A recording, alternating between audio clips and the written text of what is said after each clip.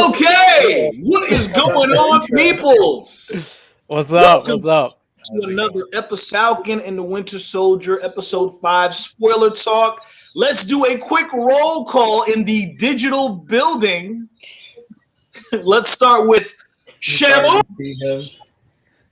Talk to us. What's going on, man? I'm good. How are you all doing? Hey. We got Eric Langford, aka High Contrast. Hello. How are y'all? Yes, sir. We got Justin, aka my cousin, aka Jay Camp. How's it going, everybody? And waiting patiently behind his blinds, we got Dwayne Hurt. Say what's going on? What's going on, family? Okay. And we had. Yeah, and we had. What happened to Mr. Robbie Whittaker? We had Robbie Whittaker, but he will be joining us again, hopefully very shortly. That was very strange for me, but okay. Without any further ado, let me go to. We caught you, Dwayne, in 480p. I know, right? let me know what everybody thinks of the quality of the stream because I'm experimenting with a new thing here. Yeah, all things better as well. Yeah, it's a little different, man. And I'm seeing E-Marie in widescreen. Okay, I see. Yeah, my tripod has been so weird, but I finally figured it out while I was waiting. So nice. Oh, wait, and there he is. There's John Walker. Something to the people. It's a miracle. I got it to work. I had to like scramble for the laptop because it just won't work on my phone. It's fine. Got you.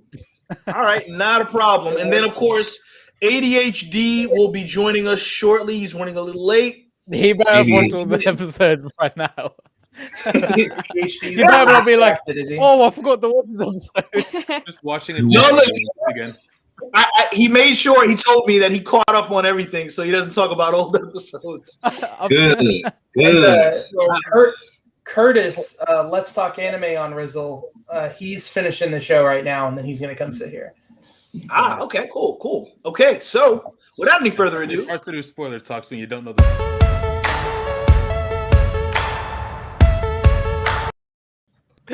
You cut off Justin. I'm so sorry. The level of Before I even realized you were talking, the video started playing. Nice. All right. Well, you know what? Since I was so rude, Justin, you start us off. Well, damn. All right. Well, my first and foremost reaction is just damn. That episode was amazing. It was. But did anyone else during the training montage scene? Did anyone else get the feeling you were watching a Nike / Adidas / Gatorade commercial? Yes. Yeah. I got that vibe. It felt like a commercial, definitely. But yeah, it was nice watching him, like seeing the process of him learning to use the shield and not being just instantaneously. Okay, I know how to use it. Yeah. That's what I was afraid of because when I was watching the trailer. And several commercials for the show, I'm like, there's no way he is jumping up and down like a black Spider-Man already. I didn't get that. With the shield, knowing how to use it already, like immediately. And again, at least they showed him trying. They did show him also fighting with all the flips and stuff. So you kind of. I was gonna say it's his style. Someone called that out for me. Yeah. Yeah, I thought he was doing his deal, his trippy acrobatic wind things, and he was. He is definitely more acrobatic. That's why I like watching him. But yeah, I was like, he better not just be so good with it as soon as he starts using the shield. But you can clearly see he's inexperienced. Yeah, definitely. Also, the real thing about this episode, it was nice seeing him and Bucky finally actually bond. Yes. So that was took until episode 5. Right. And also the episode, they're like, okay, let's bring them together now. Yeah, but it was very nicely done, and you could see like they're building that bond. Also, him threatening Bucky, flirt with my sister, I'll kill you. But that was but I mean that's typical of older brother. That was typical of older brother. She was like, "Hi." It was pretty. Hey, wasn't that 170-year-old dick? What? Wait. What? No, you can't. You can't hit on the guy on your buddy's sister. You can't do it. Dude's 100 and some years old. That knows exactly because he's. But you also can't be rude to your buddy's sister when she hits on you. Oh. Very true. Yeah. Very true. But you can't encourage it either. Well, let's say it wasn't here, right? And she approaches Bucky and goes, "Hey, so what are you doing later?" Right? And it's not like, I mean, first of all, Bucky can argue and say, "Sam, I saved your life. At the least you can do." She's not Oh my gosh. Yeah, he could. He has a lot of reasons he could use on Sam. For this is the part out of all Sam the goes wars down, that man. we've been through together, you can't give me the decency to at least get to know your sister just a little bit. Your family. I want to know. Sam's gonna go to Wakanda to Exactly. and take off the arm. He's gonna learn that technique whenever he sees Bucky. Yeah. Arm around my sister. Hey, I'm Sarah. gonna do that. You want to do it, Bucky, but you made me. Oh man. That's very true.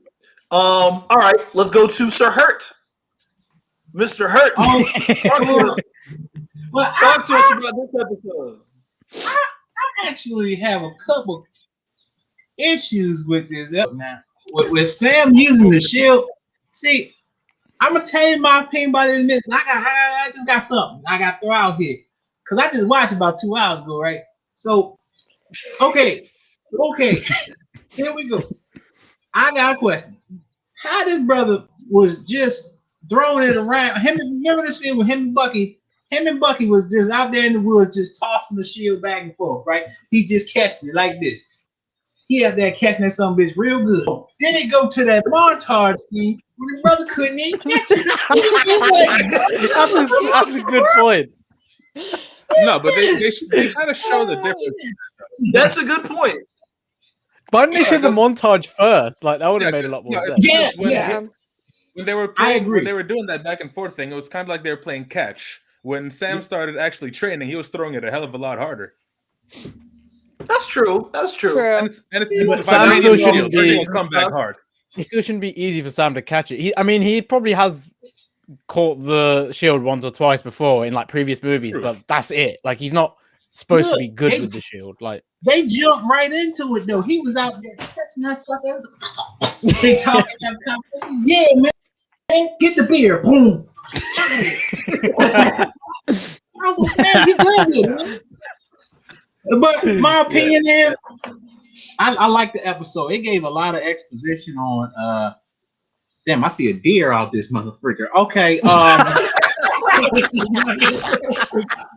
where are you? Here, like, I'm home, but we got some woods. They just jumped through the window. The white wolf. Oh man. But the episode was great. I think it gave more exposition on like Isaiah, you know what I mean? I like that. And I like how Bucky and Sam bonded more in this episode. You know, they became more friends than anything in this episode. They did. And you just know they solid right now. And it was funny, man. The batter in between them two was funny. It was fun. And John Walker, I it was touching. It had a touching moment in there with Lamar's family. It touched me a little bit. It almost had me shed a tear. I had to man up for 1 second and was like, they almost had me. But oh yeah, right. It was a great episode though, man. I like it. I enjoyed it too. E. Marie, talk to us. What were your first thoughts and impressions of this episode? Okay, I think my favorite thing ever was like the whole boat montage thing. It reminded me of like a rom-com, and it was beautiful. Yeah. But Very Hallmark. this one was so good. I can't get over the whole boat thing. Like I loved the bonding. Oh, also one thing that it took me a few times of watching like little clips off of TikTok and stuff to realize that when Bucky woke up on the couch, that was the first time he had a good night's sleep in who knows how long. That's true. Because He he was didn't have a always nightmare. on the floor. Like, Like, he didn't wake oh up my screaming or goodness, that anything, made yeah. me so happy for him. Yeah. Yeah, he didn't have a nightmare that night. No, Yeah. he didn't, and he got That to wake coach up must have. to like cute yeah. little kids playing in the background, and And it he all just it was smiled. so sweet and it made me so happy. That was good. Also, what was the other thing I was gonna say? Oh, the DIY project at the end made me laugh because like Lee was literally making a shield out of just like basic metal. Uh-huh. Yeah. We don't know that though. Yeah, we don't know what we're gonna metal he cover was Where's that. he using. gonna get vibranium? It's not vibranium. Did Okay, you not it's listen? definitely To, not did you vibranium, not listen but to he is- what? Actually, we can talk about that later because that's more of like a. Yeah, that's moment more of thing. a more of a specific moments and Yeah, observations. I'll definitely get into that. Yeah. Sure. All right. Still, vibranium or not, though, he can still throw it as hard as hell because he has the super soldier serum now. Super so. soldier. True. I've Very seen true. memes though. I've seen people going, "Oh, it's gonna explode as soon as he throws it at someone. Like, it's just gonna dismantle it." But I don't think that's gonna happen because it's supposed to be vibranium as well, like in the comics. But yeah, we'll Right. talk about that in the thing. Okay. Sir Robbie Whitaker, talk to us, man. All right. So, for starters, this episode was just amazing. I absolutely loved everything about this episode. I really like the crossroads that they made with Sam and Isaiah conversation, where Yeah. it kind of shows the whole like it gave Sam the option of like I can be like Isaiah and hold on to the past, or I can try to build a better future for African Americans in America by taking on the mantle. Mm-hmm. And I absolutely loved how it showed that crossroad and that character development. Also, did you guys notice that Sam was running on the right? He left the entire left shoulder open. Yes. Yo, that's actually very clever that Marvel would include that and make sure that the whole on your left theme continues. Yeah. That and the last thing, did Bucky confirm that he really knew what Cap was going to do?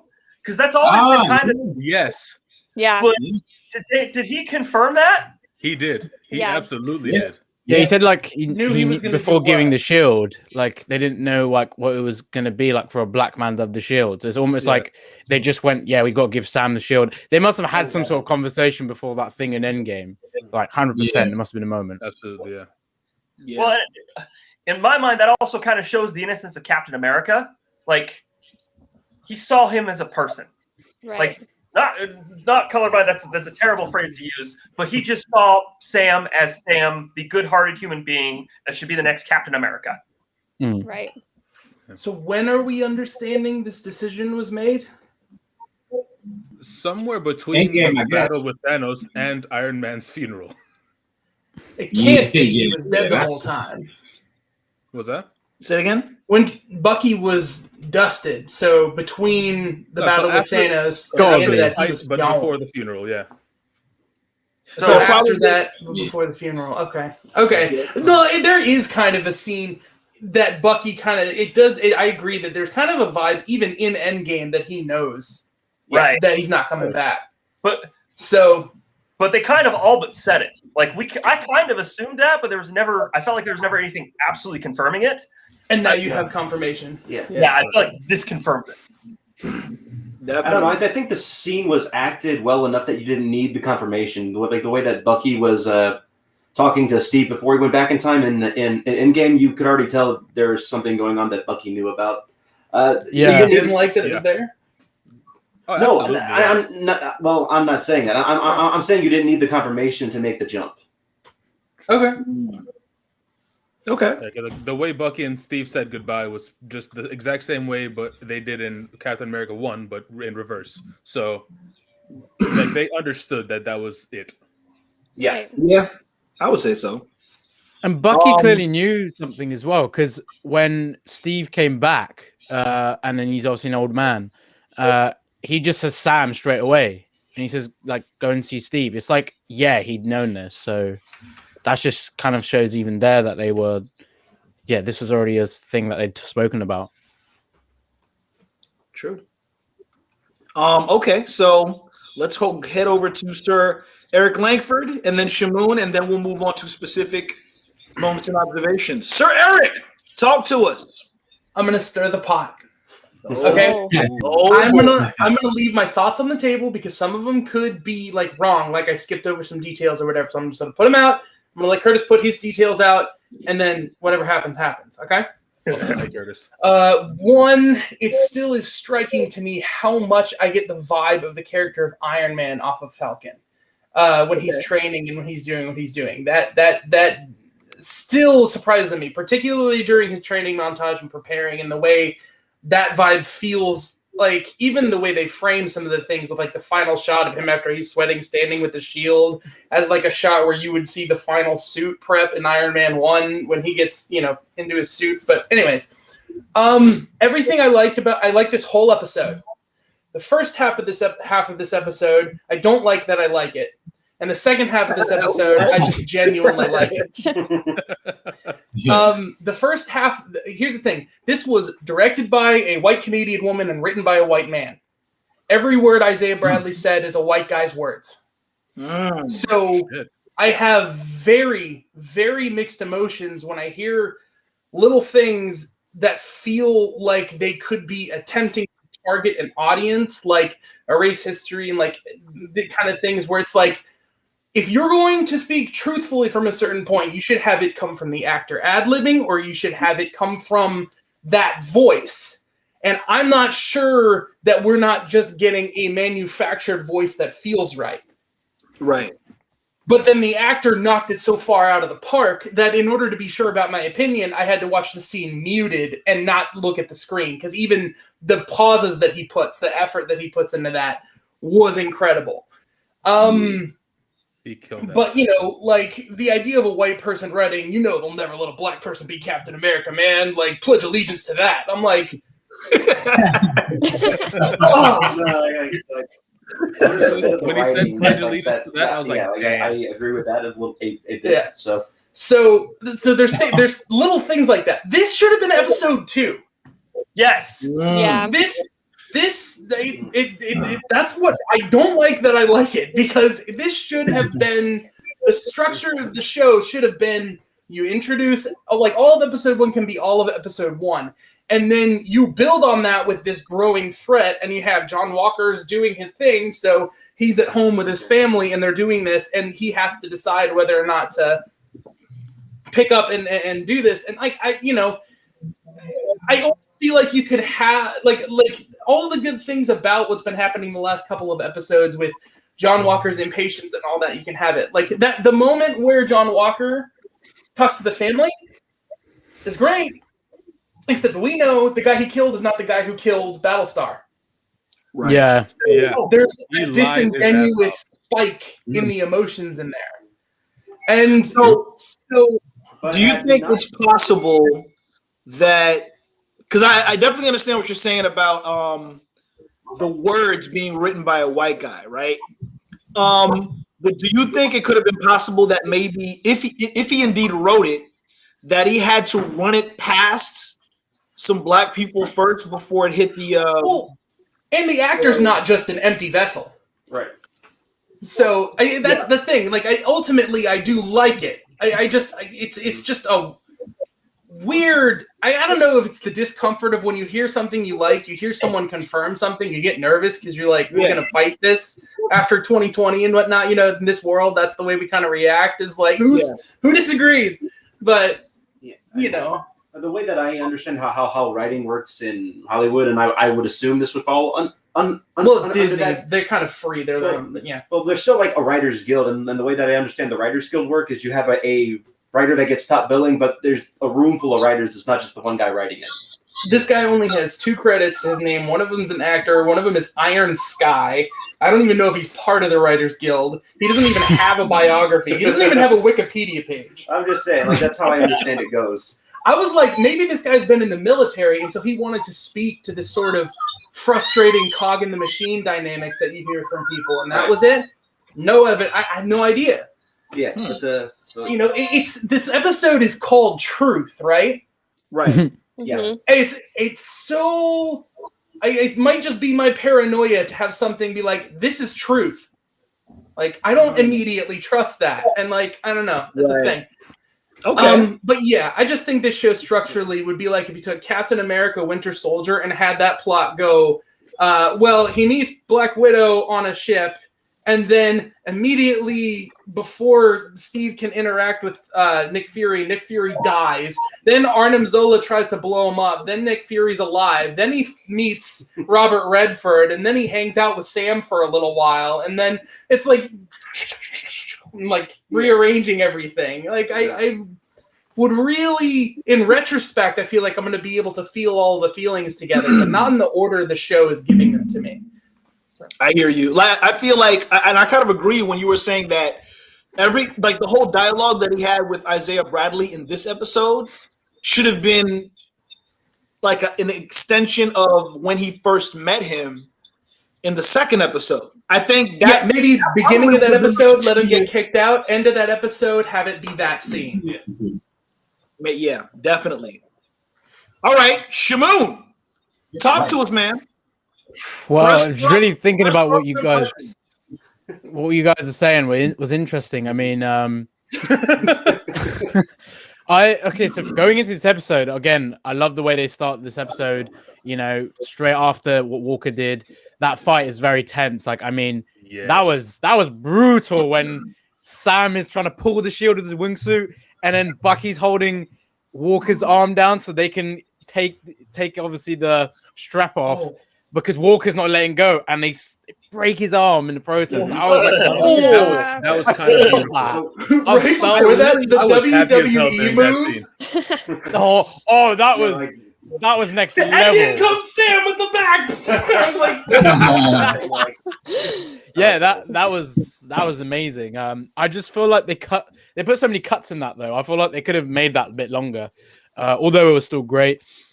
Generally, the episode, it started to slow down after that. There was a lot of great character development. Like the Isaiah stuff was great, and I couldn't agree more. We could have definitely seen that maybe like in episode 2.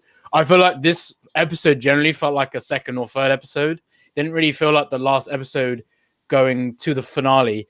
But I know they kind of like backtrack a little bit just to kind of prep you. Just all like the moments of John, that stuff with Lamar. I like that they didn't just forget him, like, oh, that's his partner, that's it. They really gave some depth to that. And, you know, like Walker, yeah, he kind of did lie about, you know, killing the person that killed Lamar, but, you know, he's still going to try and kill Carly. I do like the development for Sam. I think that was important because, like, it's just kind of reinforcing more of the reason why he's going to become Cap and why Steve gave him the shield. And, yeah, it's just, I feel like at times it was a little bit slow, the episode, but I kind of understand they do this before the finale. And and then obviously the ending, when he opens a case, I mean, I feel that is definitely the new suit that he gets. It has to be. Yeah. I really hope. I was so annoyed during that cliffhanger, man. I wanted to see the suit so badly. Yes. I was screaming at my screaming. That's the right move. I wanted them to just, I think. just show us the I- star. I'm gonna do it. Like, So I think it's the right move not to show it because you want to wait for like it's the whole Daredevil thing, like with Marvel's Daredevil. Oh, where they yeah. didn't show they didn't show the suit until the final fight scene, which was the right thing to do because it's Daredevil building up his character into that new thing. And so you have this at the end where Sam is now taking on this new identity that's I think is rightly reserved for the last episode. We see the training on a section where he's. This is where I disagree with Eric. The whole training segment, it looked like Sam was trying to mimic Cap's movements while training with the Shield, trying to get that iconic segment of the Cap down. I kind of don't like that because I want Sam to be his own I'm a Captain America, but I get why he's doing it. well, we talked about that a little bit earlier about the acrobatic stuff actually being exactly what he learned with his wings. Yeah, I can see that. But then, like as far as like the episode goes, like. The thing that I like the most about it is you get like a nice little view from three different generational standpoints. You have Isaiah's standpoint of America's never going to want a black person to be a Captain America. You have Sam, who is like in this weird place where he doesn't know if he's worthy to be Captain America at the beginning, which is why he turns over the shield. And now we're at this point where he doesn't know what Captain America means to him. And then the scene where Sam wakes up on the couch and he's looking at Sam's niece, or not nieces, nephews. One's being Cap and one's being Iron and one's being Iron Man, and they're reacting that exact scene. So you have, which makes you wonder: is there some sort of like Logan X-Men thing where like their product is put out and someone did like an in-universe comic of Civil War, and that's why they know about that, or maybe they were told it. I don't know. On the separate end, you have Isaiah saying no self-respecting black men would want to be Captain America, and then you have these little kids who really want to be Captain America and Iron Man. Yeah. And I love that contrast and that clashing of generational ideals. I think it works really well for the episode. Alternative ending shot suggestion. Build up like you're going to show the suit, and then cut to the old man from episode 1 opening the door to Bucky. And then credits. Once again, I am not emotionally ready for when he has to have that conversation. No. After last episode and this episode, neither am I. Remember, I said early on I thought we were going to have to Disney Plus it, but not anymore. Like, just remembering what Bucky actually did in this episode as well. I mean, he had that pretty awesome moment with Zemo, because Zemo's like, you're programmed to kill. That was awesome. And then then he like, I love that. And then you see Io and the Wakandan Dora Milaje like actually get him, and leaving it open for Zemo as well. And I like that because that's kind of just showing Zemo, like Bucky's changed. Even the Winter Soldier, the weapon of Hydra, he's no longer that. And it's just Zemo's going, okay, that's pretty. It's a big moment for him as well. But just generally, this episode, I know it's just trying to make sure things are a little bit calmer before we get into the bigger deal. Yeah. And that post-credit scene, I did like the fact John's kind of, again, he takes things into his own hands, as you know, creating his own shield. I loved it. And I think in the trailer, Marvel do this thing. They kind of show you a shot, but it's not actually that. And I think that's the new shield he has, not because there was like the same shield, the Cap shield, and it had like these marks in the middle. Like, I don't know if you noticed that. I think that's actually his shield, but they've kind of edited it. Interesting. Well, that brings us to this next segment.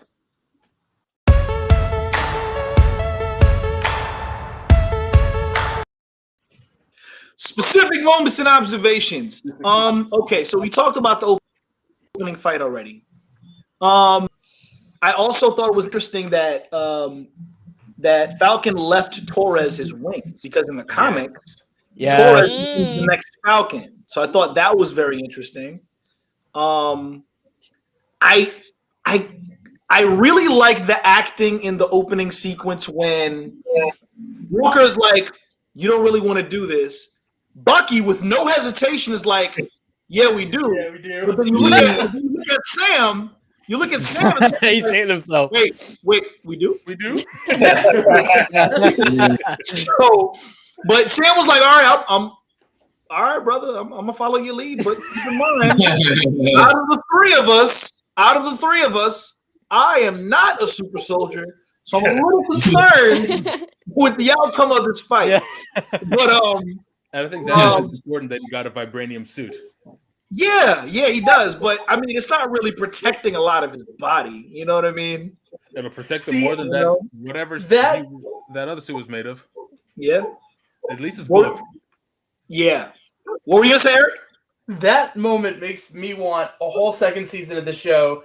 That's just episode after episode of Bucky throws Sam off a ship to go be Captain America and forces him into it. That'd be great. That would be. But at that point, it won't be Falcon and the Winter Soldier. It'll be Cap and the Winter Soldier. It would. Oh no, Cap and the White Wolf. Cap and the White Wolf. Because remember, Io said something to. I think Io said something to him before Bucky goes, "Oh, can you do me like a favor?" Yeah, I told him think to stay away from Wakanda for a while. Yeah. Also, the White Wolf. But he will eventually, like, obviously come back. I just feel that's because he's a White Wolf. Yeah. Yeah. But And- but GQ, like you were saying about that first scene after the fight, when Bucky picks up, I like the part where Bucky picks up the shield, just drops it next to Sam, and just looks at him like and didn't have to say anything. Yeah, he was like, bro. Yeah, like you should have done this in the If first you place. give up the shield again, I'm going to Wakanda, getting 2 more arms, and I'm strangling you with all 4 of my hands. You'll get a whole vibranium body. And then Sam just starts to clean the shield. Yeah. Like he just starts to like, oh yeah. Because it means that much. Wait, Yeah. while I'm up here, Shamoon mentioned. Look at you, I got you down there. Shamoon mentioned Baron Zemo, that moment, and I love how that played out. What the hell happened in between episodes with Wakanda? Why are they taking him to the government-owned raft to live? That's a good question. Yeah, I was wondering about that when I was watching the episode myself. Like, I watched the whole thing, and I'm like, oh, the emotions. Wait, what? And then they don't come back to Wakanda for a while, and I'm like, the guy who hasn't been there since Thanos? What? But you know what, though? And this is just me thinking of logistics. Maybe there's people in Wakanda that are still pissed the heck off about So kill him. him, and therefore, if they bring him to Wakanda, they're afraid that somebody there might take him out instead of having him just serve out his sentence. Yeah, but like Right. that character herself was the one who showed up. Like, what the hell are you doing? I'm gonna give you a deadline, and we're gonna come kill him. Well, Like, so like the way that my mind Yeah, I is, get what you mean is like about facing it for me, she only showed up after Zemo had broken out of prison, so she wanted to make sure that he was. well, out they're not gonna start a war between countries by breaking into a prison, but he's free. right, but Like, it's like, yeah, right. But at that point, as far as I'm aware, U.S. and Wakanda are on pretty good relations. They could have arranged a prison transfer for Zemo to go to Wakanda to serve his time there for the crime. But like, Literally- considering Zemo is in a government prison, it makes sense that they'd want to keep him in a neutral zone between them because they can't keep him in Wakanda because then. but is the raft neutral? Isn't it just government owned? Or isn't it just going to be? Oh, he was in Germany. he Never was in mind. Germany. That's weird. He was in Germany. Yeah, He was in Germany. Oh, so that's the other. So that's the thing that stuck out to me. Like at the end of the episode, you have Sharon, Agent 13, who is working with the Flag Smashers now. Apparently, I don't know. I can't stand the way they're making her act in this. That confused the hell out of me. Like completely. It's weird. It almost looks like she could low key be the power broker behind the scenes. I don't want she's that, got that vibe. I really feel like they're doing a heavy adaptation of her character. That she's an agent, but we don't know of what. Yeah. And I really am not sure we're gonna know everything about her in this one. I think if they do end up setting up a Thunderbolts thing, that's the thing, because in the comics during Civil War, she was mind broken by Hydra to kill Captain America. That was Agent 13. Well, yeah, I mean she's the one who snipes Captain America, right? Well, Yeah, I think she does. In the comics in Civil War, the one at the end. I think so. You know You're what? right, Eric. I think it was. I think it was Agent 13. I think it was set up to be Crossbones, but it was really her. Yeah. Yeah. Yeah. So yeah, she might even the episode where they introduced her at the end, they like teased that she was pretending to be something she wasn't, which is good because what she was during that episode had my head spinning and I was like infuriated. But I want to know more about what's going on with her, but at the same time, like I wanted to. Over the last few weeks, we've been toying with the idea that she may be a Skrull. Oh, crazy. Oh yes, yeah, we did say that, didn't we? That was Robbie Whittaker's theory. We said, Robbie said that. I would explain a good bit. That was Robbie's, right? Robbie. That was Robbie, yeah. Yep. And Wait a minute, hold on. She was really odd, yeah. You're obviously right. Secret Invasion is one of the announced Marvel series.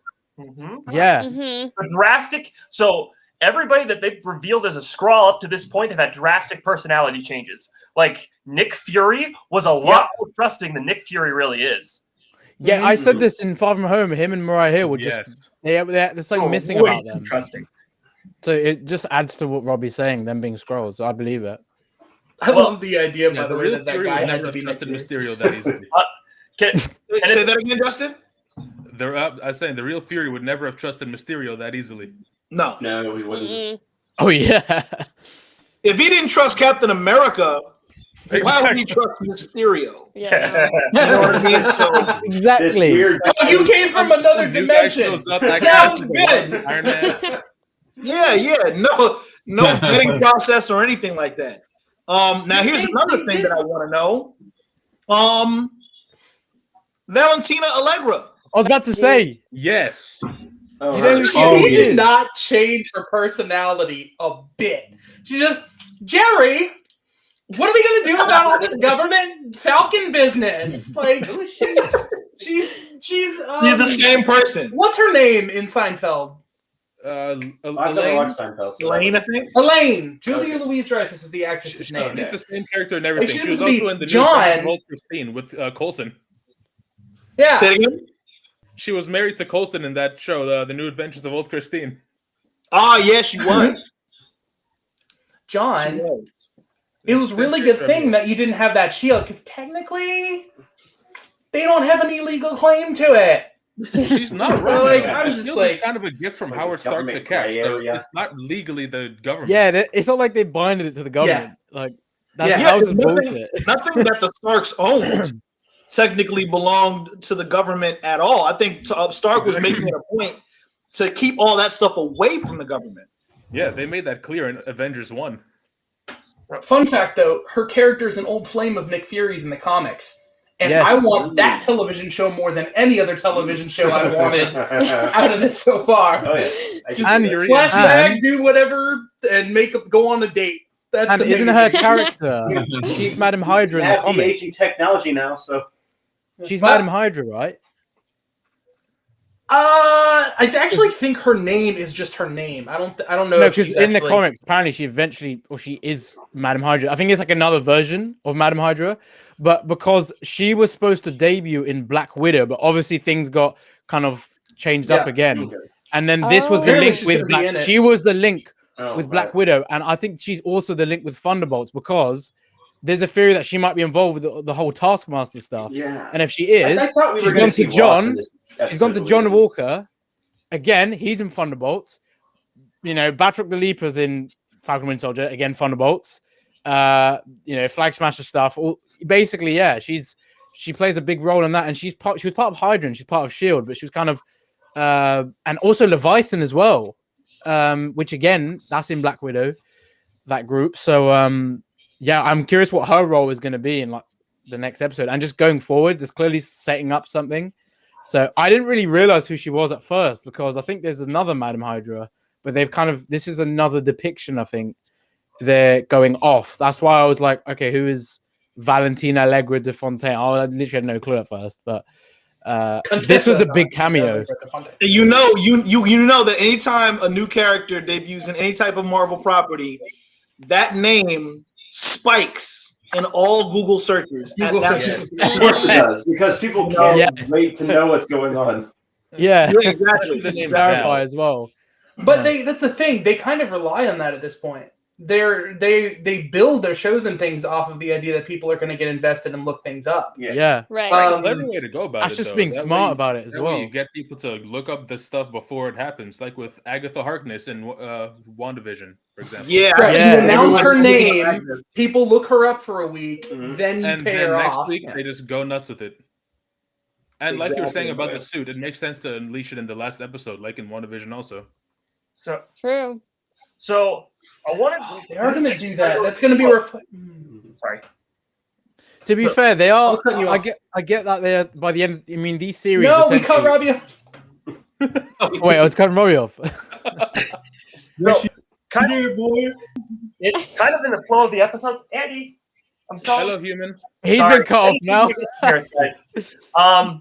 So kind of in the flow of the episodes, or at least of what we're talking about in the episode, John Walker, not remembering that Carly killed, Carly killed his buddy, his best friend, Battlestar. Yeah. That's PTSD, guys. PTSD can recreate memories, can reframe memories. And what happens when you take the super soldier serum? It makes you more of what you are. Mm-hmm. And that man blatantly has mental health problems from war. That's what I was saying. That's why he knew the therapist. Performance enhancing drugs. Remember, he said hi to the therapist. He knows her. That's probably to deal with his PTSD. Yep. And then, yeah, like you said, the serum amplifies only what you are. Erskine said that to Steve. That's why he was selected to be part of that whole program, because he was, mentally stable as well. And What's as well as being a good crazy person. What's crazy is Lamar knew that, because Lamar said it back. He was like, "Yo, doesn't it just enhance whatever you already are?" Exactly. But I do think it's his mind so interesting. much in the beginning. Say it again. That's what had John's mind twisted so much in the beginning, because like he was thinking about what he said, but you always knew how to make the right decision, and he clearly made the wrong decision there. But immediately, that's why he was like, "Why didn't I wait? Why didn't I listen to Lamar?" Like that's why he was screaming when he goes in that warehouse, because he's like, "Yeah, I should just listen to Lamar. Should have waited. Shouldn't have barged in about the Carly stuff." He's also guilty about that, because in a sense that kind of eventually got Lamar killed. Right. So it's a big mistake he made, and he's paying the price now. And I don't think he's lying. I think that's how he remembers it. I don't think he remembers it anymore that Carly killed him. They killed Lamar. I think that's literally, his mind's gotten so messed up. That's literally how he remembers it. That could be possible, but I could, but I feel like that is such a setup for him to be going after Carly. The fact that he said to them that, of course, I would never let the person who killed him run free. Oh. Yeah, and also kind of. I feel like during that scene. Yeah, I feel like if he didn't remember it was her, it wouldn't be like so clearly in that direction. His work would be pretty much done. Right. That scene works on multiple levels, where he's trying to give the parents a sense of closure, and he's making a declaration to himself that he's going to get the person that killed his partner. Right. Did you guys notice when he goes in the warehouse and he's like laying down, and he gets, before Sam and Bucky confront him, he says, "Time to go to work." What do you think he's referring to? Is he going to fight Bucky and Sam, or is it the fact that he knows he's already made a decision? I need to go and get to Carly. I need to find her. Because I think it was more so him taking that moment to just be like, okay, you know what? I'm hurt that my friend was killed. Let me grieve for just a few minutes. Yeah. Let me get over it. Let me just get to I see that as well. What I need to do at this moment. And I got a question. This is a weird John. How do y'all feel about John being having no retirement money and all that, been relieved of all that? That was some all these absolute benefits bullshit, is gone. and that is something that would push someone to the edge. Yeah, it would. That's Yeah, what I'm it saying. would. Considering he gave his entire life to serving in the military. Yeah, free honors. Yeah. That's that thing Like, where I that was like, will I don't fuck know up if this your mind writer more has than anything military service, but I really hope this writer has military service, because it's another example of speaking to something that's true for people that happens. Yeah. And then, but then if you're writing it from an insensitive place, it doesn't click and represent the right way. Like you're risking something. Yeah. Well, that also Maybe depends, just- because authors also get their I ain't like that part. sources from actual people. They could have actually interviewed. They do. They could have gotten a focus group, interviewed people, and written the episodes based off of their experience. Right. I mean, Disney has the money to do that. Especially it's Marvel as well. Especially Marvel, because they have so much history now of trying to represent different branches of the military and things across Iron Man, Captain America, all this and stuff. they do it very Sure. well. They have. Well, they have. The fact that they listed as a less than honorable discharge, like that Right. shows that there was some research done. That wording, because you. Side note: I have family that's in the military. I've talked to them about this. If you get a dishonorable discharge, like normally they only reserve that for people that commit treason. Like you're going to prison for a very long time, or you are dying. Usually is what they reserve dishonorable discharge for. It's there's like multiple different versions of less than honorable discharge. But Robbie, this goes to what you're saying about the way PTSD is impacting the way that he looks at the world. That idea is pretty powerful. That idea that he looks at them and says, "You built me," but it's not true. He took the serum himself on his own free will against their wishes. But you know what? I also, but in his mind, yeah.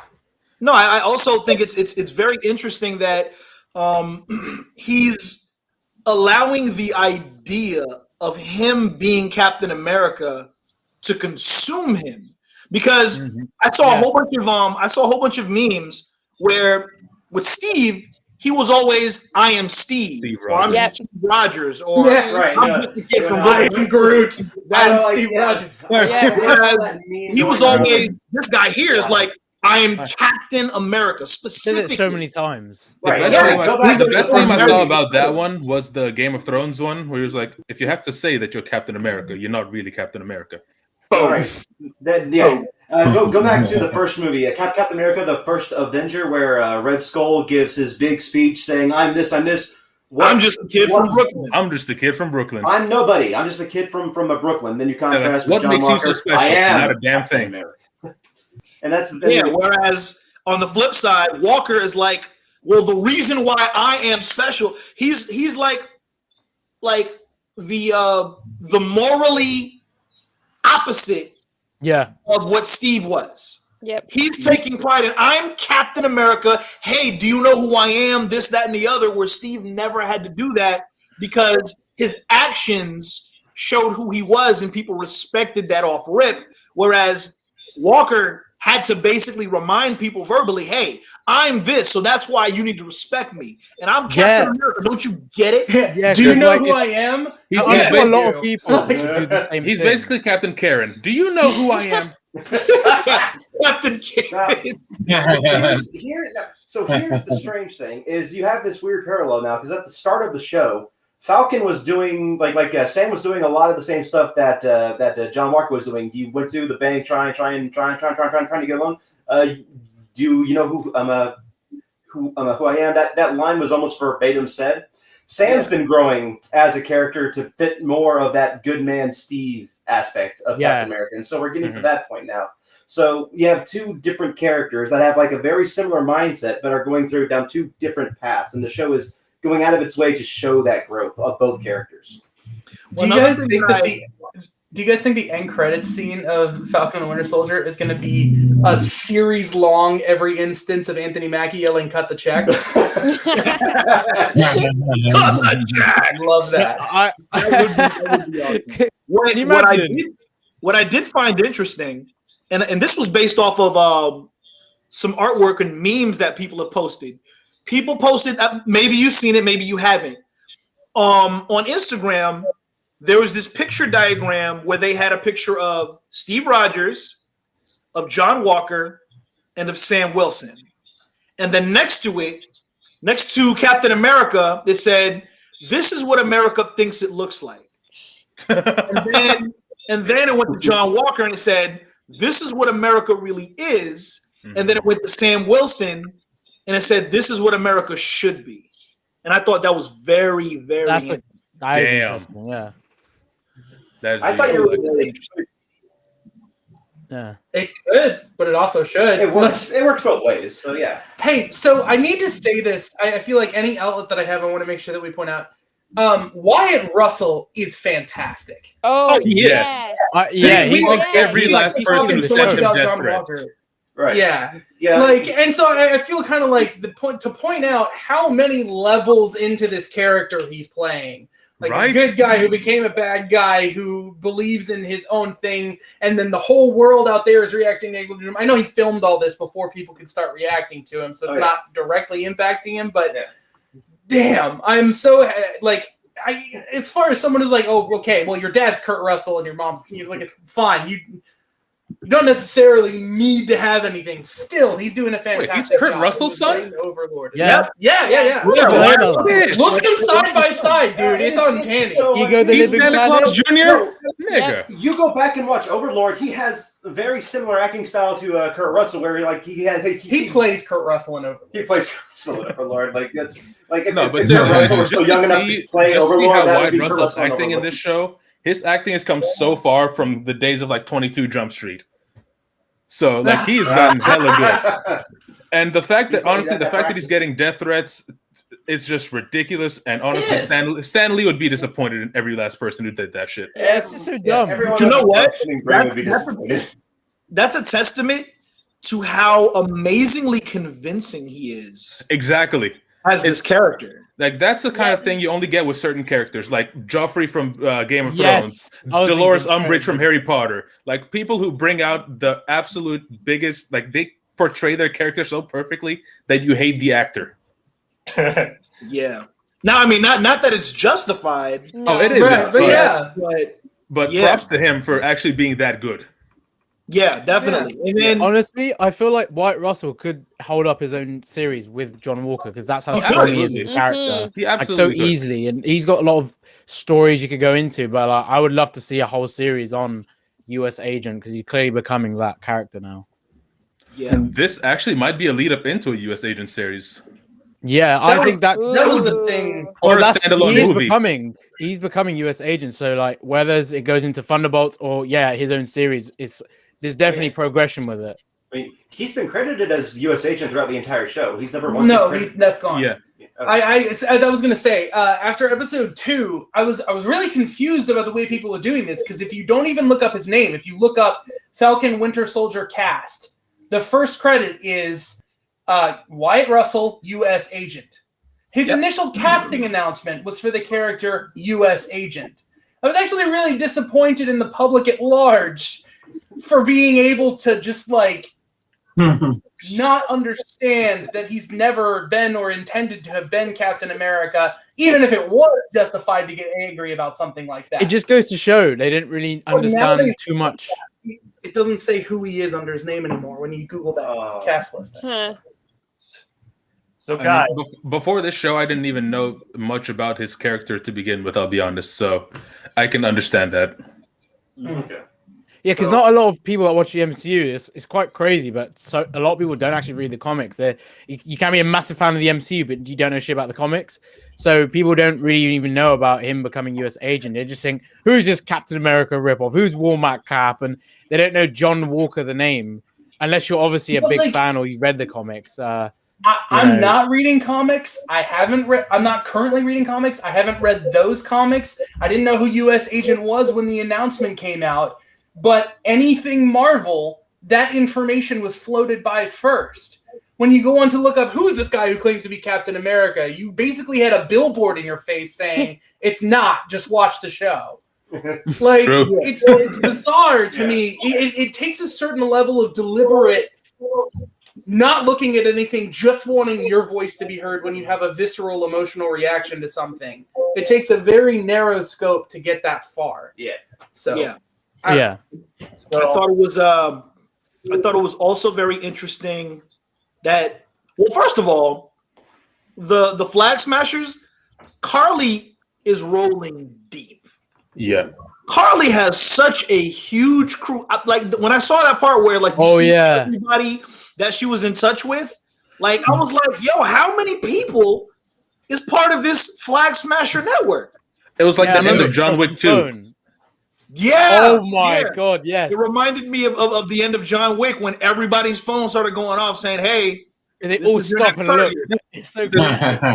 The violin player, just some random guy walking down the street. You never know. It's like John Wick. It's like and it's funny because the dude who made John Wick has been writing a bunch of these episodes. Yes. But it's like you just picture Keanu Reeves running by and everybody's like eating a sandwich, all sinister. Like wait a minute. Keanu Reeves is power broker.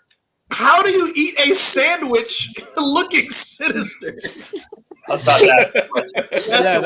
That's a very good question. If anyone could do that, Ice Cube could. Yes.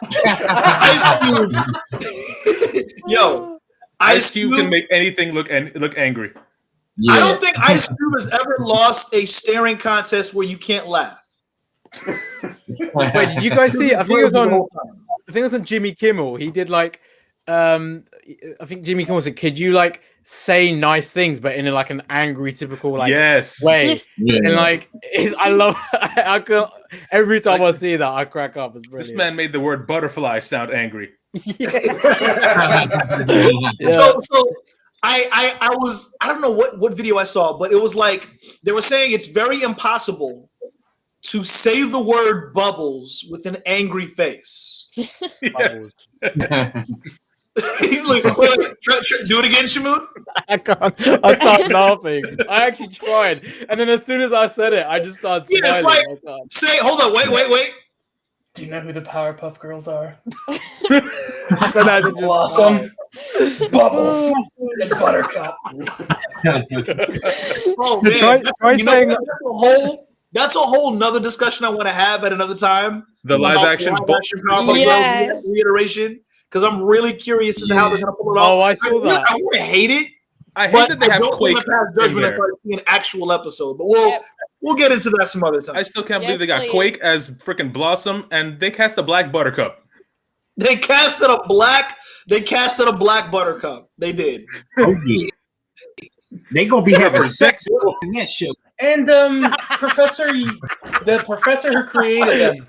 Yeah. Professor. Yeah, he's the guy from Scrubs and dude Kick-Ass from too. Scrubs. Yeah. That's Oh, gonna. really? Yeah, that should be interesting. I'm very curious, but We'll see. I want to hate this right now because Agreed. it looks terrible. Mojo Jojo. I've never heard of Yeah, it. who's playing Mojo Jojo? Yeah, I've Looks seen what? It's just like it's this white guy with a chiseled face that probably does push-ups with his I'm nose. having a look right now. I'm actually. It's not. I It's not. know. He I have to push-ups with his also- nose. Like it's crazy. No. He has the most muscular face I have ever seen in my life. He looks like a Disney Channel blonde actor. Like, what is this? He does. Wait, I'm looking now. I'm looking now. Okay. Look at that. Oh my Look at that. goodness. Wait, this guy? What the heck? Yeah. Are that you guy. serious? So how This do guy you looks- explain? Are you kidding me? Motion This guy could be capture. like a flag It has to smasher be in the motion background or capture. something. He looks I'm like slightly a I was more gonna confident. explain. Neville Longbottom. I wonder Here's how my they're gonna question. do the Gang Green game, because that's gonna be there. Oh, How they do that? What about him? Wait, Chloe Yeah, I was Bennett. gonna- Yeah, what I was Timmy gonna is the say. thing. Oh, Chloe Bennett. She was in Agents of Shield. Yeah, she was yeah, Quake. what? Yeah. What were we gonna? What, you said something, Robbie? so how are we going to do? Like, how are they going to do a character that is now very controversial in him? Like, it Maybe was that's implied their that way he of was making either- it less racist by making the monkey not a black guy. Check. yeah.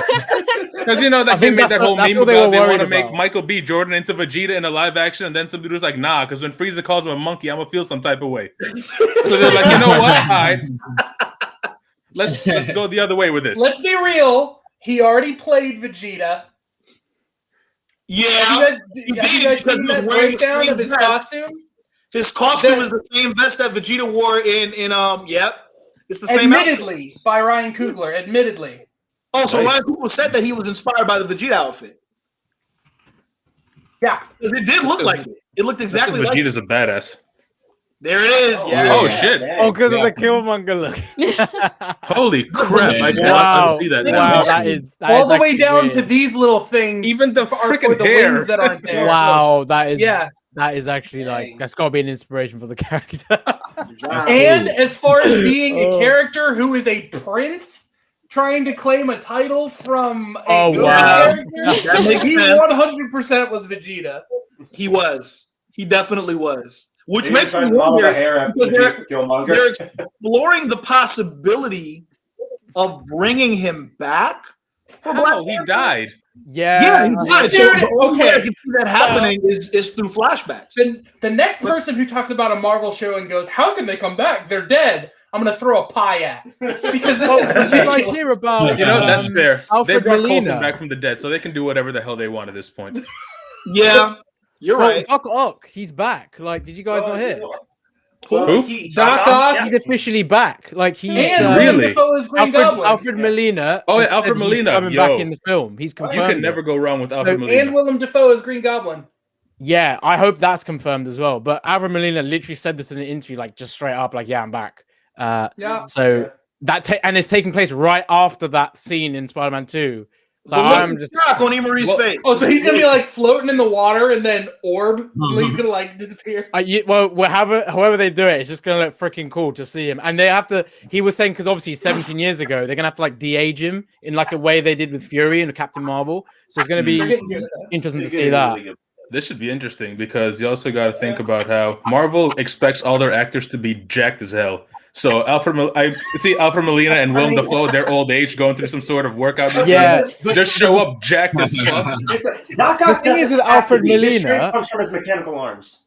exactly. Yeah, That's what I'm Yeah, about to say. Doc Ock hasn't always been in shape too much, but so that makes Like, sense. Yeah, he Goblin, just his arms. Guys, it's fine. They'll get Bradley Cooper's trainer, and he'll give him 35 pounds of muscle naturally in 3 months. It's a miracle. or just get Christian Bale to whip him into shape. That dude can gain muscle like nobody's business.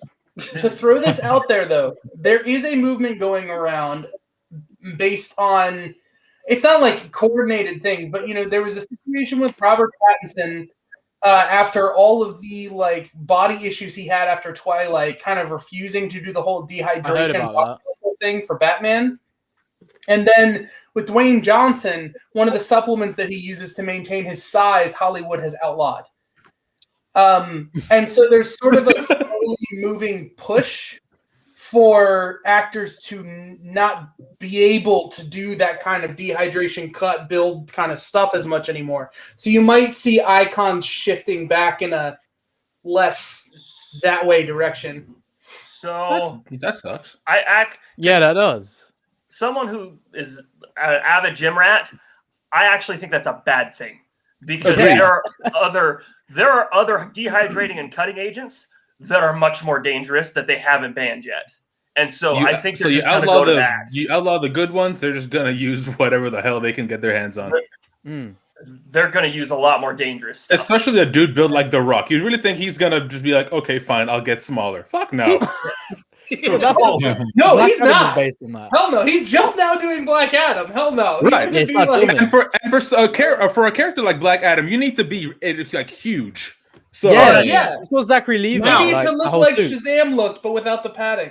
Now, did you guys without the padding? But did you guys see that he's trying to single-handedly strong arm Warner Brothers into allowing Black Adam to have some future interaction with the original Zack Snyder Justice League? Yes. Ooh. People are starting this. No, like yes. The Rock just like, you know what? You want me? Get us the Snyder universe. All right, cool. It's not just that. It's as soon as the Snyder Cut dropped, the next hashtag was release the Snyder universe. Release the Snyderverse. Yeah, like restore the Snyderverse. universe. Yeah. Snyderverse. If you give them out a cookie of the internet, like Hey, it worked with Sonic and it worked with the Snyder Cut. So, and you know what? I'm not going to be upset if it happens. I would love it if HBO Max decides to make like shows or small movies every couple of years and whatnot and do it. Fine, but like I wouldn't want them to take Flash and delay it yet again to go back and restructure it to make it fit that universe, or I wouldn't want them to take the next Shazam and put a pause on production and redo some of the design to make it shift back to fit the tone of the Snyderverse. Like, let creators be creators. That's kind of what the point of the Snyder Cut shows is you let him be him, you get a product that works better than a hodgepodge of a bunch of crap. Yeah, absolutely. And so let this universe, I mean, DC is so even more about multiverses than Marvel, let's be real. Right. Like, let it be. And then create stuff if you want to create stuff, that's fine. But like, I don't want The Rock to be like conditional. I'm gonna stop production if I'm gonna not have in my contract a Snyder cut, like a Snyderverse movie. Like, let's not fight. Let's not do this. Well, The Rock says, if you want me, the millions of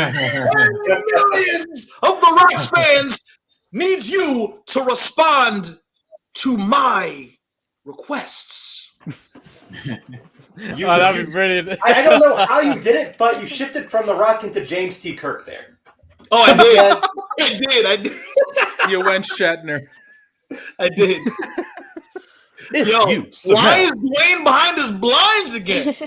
Man, he's scared of you now. That's hilarious. It's like a horror movie, man. It just gives me like a vibe of Us. Yeah, I get out. Or have you guys? I know this is once again. This is totally off subject. Have you guys been watching them on Amazon? No, not yet. No. I'm scared of that show. It's disturbing. If you It's thought racial. Us was disturbing, it gets worse. I'm still It gets doing Lovecraft worse. Country. Lovecraft Country is by Oh, yeah, far that was good too. one of the most That was good. disturbing series I've ever Yo. seen, especially with some of the scenes with the Asian lady and what happens when she Yeah. intimate with people. Yeah. Ooh. I was like, Anyway, damn, Chi-Chi, what are you doing? But hold on, but before we get too much off subject, let's do this.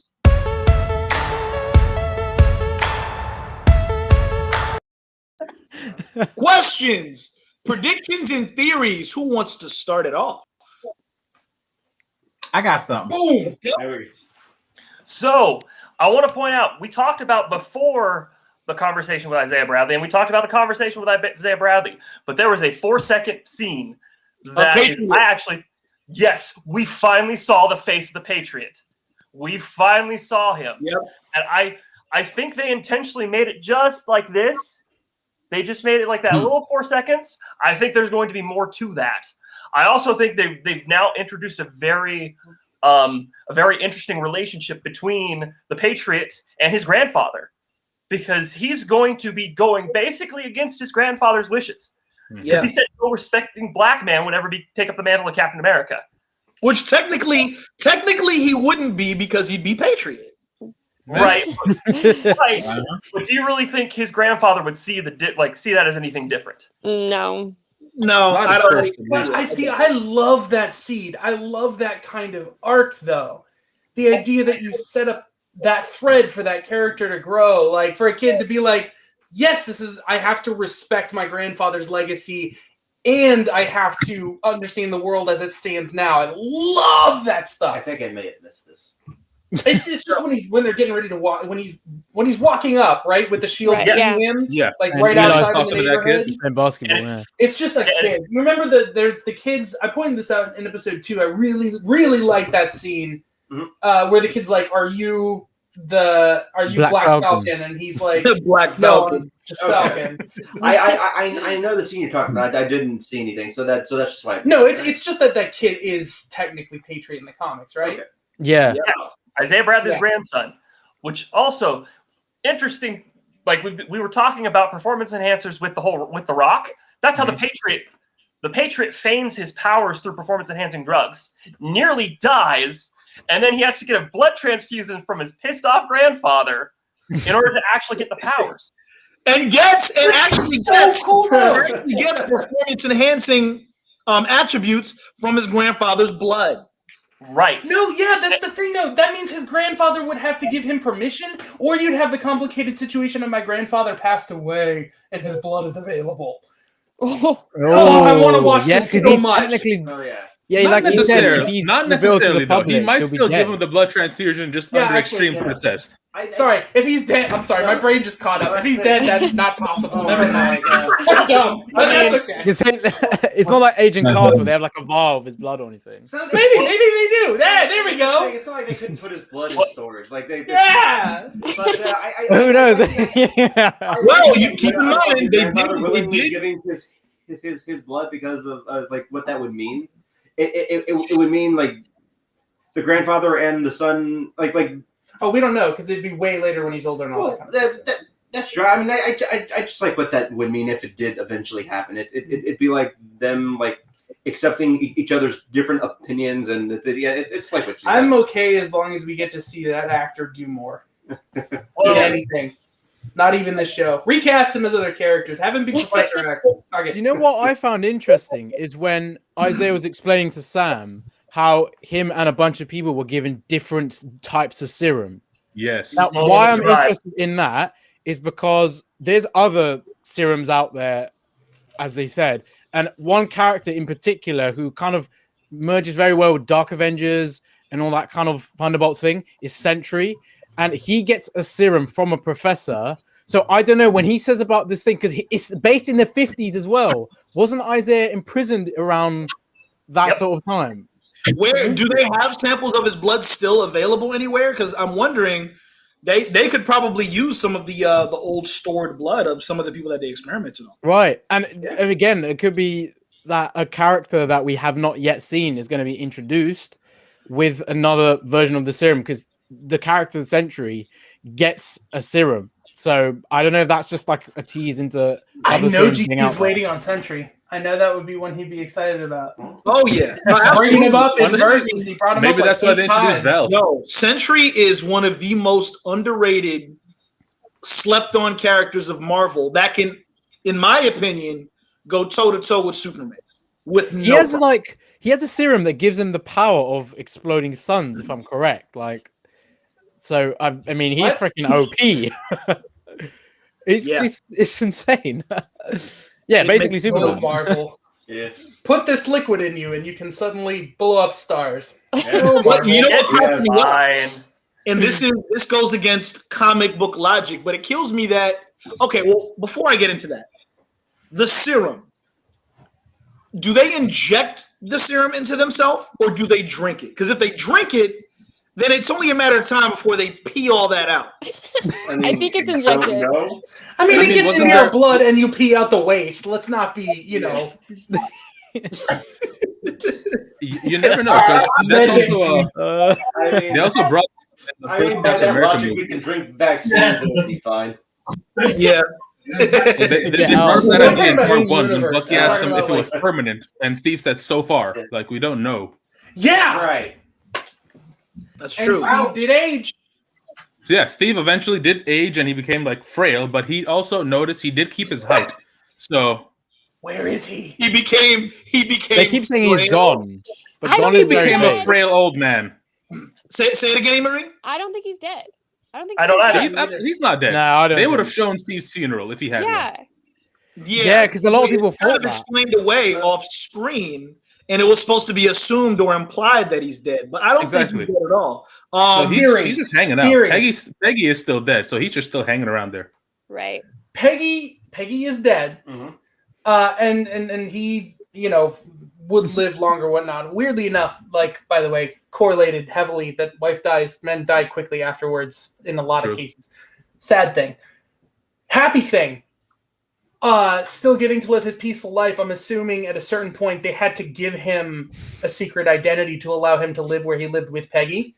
Mhm. So I just think he's just living his life, just nobody knows who he is. That's a good point. And so as long as people keep hyping it up like, oh, I would easily recognize him and he must be on the moon or some kind of nonsense like that. yeah, like Torres said. Hey, he might Yeah. be living with the Skrulls and Fury up in space. You never know. And that's a post-credit scene, just like Fury at the end of Far From Home. Yeah. You see Steve. Yeah, Everyone's up on that ship. You see, like, he's like on the phone, and he like just gets up. It's like a simulation type thing. But here's the Walks to thing. Fury.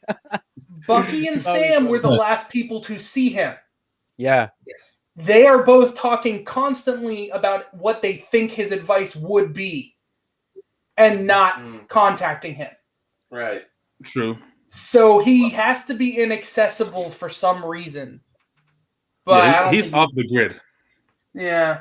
But also, it was also nice how in this episode how you mentioned that I think it was Sam who was saying at this point it's irrelevant what Steve would say. Yeah, that kind of plays into it. Like this series. That was actually a very nice character moment there for those two because, like, Bucky was talking about tough love, and he was like, "You know, man, what Steve would have thought is irrelevant now. What the hell do you want to do?" Yeah, it's true. Because at the end of the day, he's not there. Yeah. So you have to make your own decision. Also, I And- like that he went with the Batman advice. He was like, "Start with one." Yeah, that was a little Batman Easter egg. Dwayne, I think you were gonna say something before we were rudely interrupting you. It's all good. It's all good. Talk to us about your prediction. I forgot. What You look I was like, gonna first say. of all, you look like you're Yeah. glowing in the dark. I know. I tried to. All right, y'all got me. All right.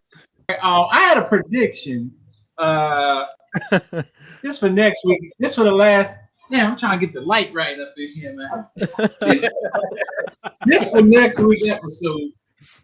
I think, like I said last week, Sam's sister still gonna die. No, Look, don't do this. It Oh makes no, sense not for now. Bucky. Look, Bucky likes her. Yep. They gonna bond even more, right? And then He's gonna go Oh back crap! to being Bucky Winter likes Soldier. her. She is gonna die. Ah, Yo, damn. if they fringe Winter Sam Soldier Wilson, comes I'm back. gonna be pissed. John Walker gonna kill her. Watch. That PTSD. You think John It Walker's gonna actually kill happened. Sam's sister? If John Oh. Walker kills her, Sam's gonna murder him. One big thing.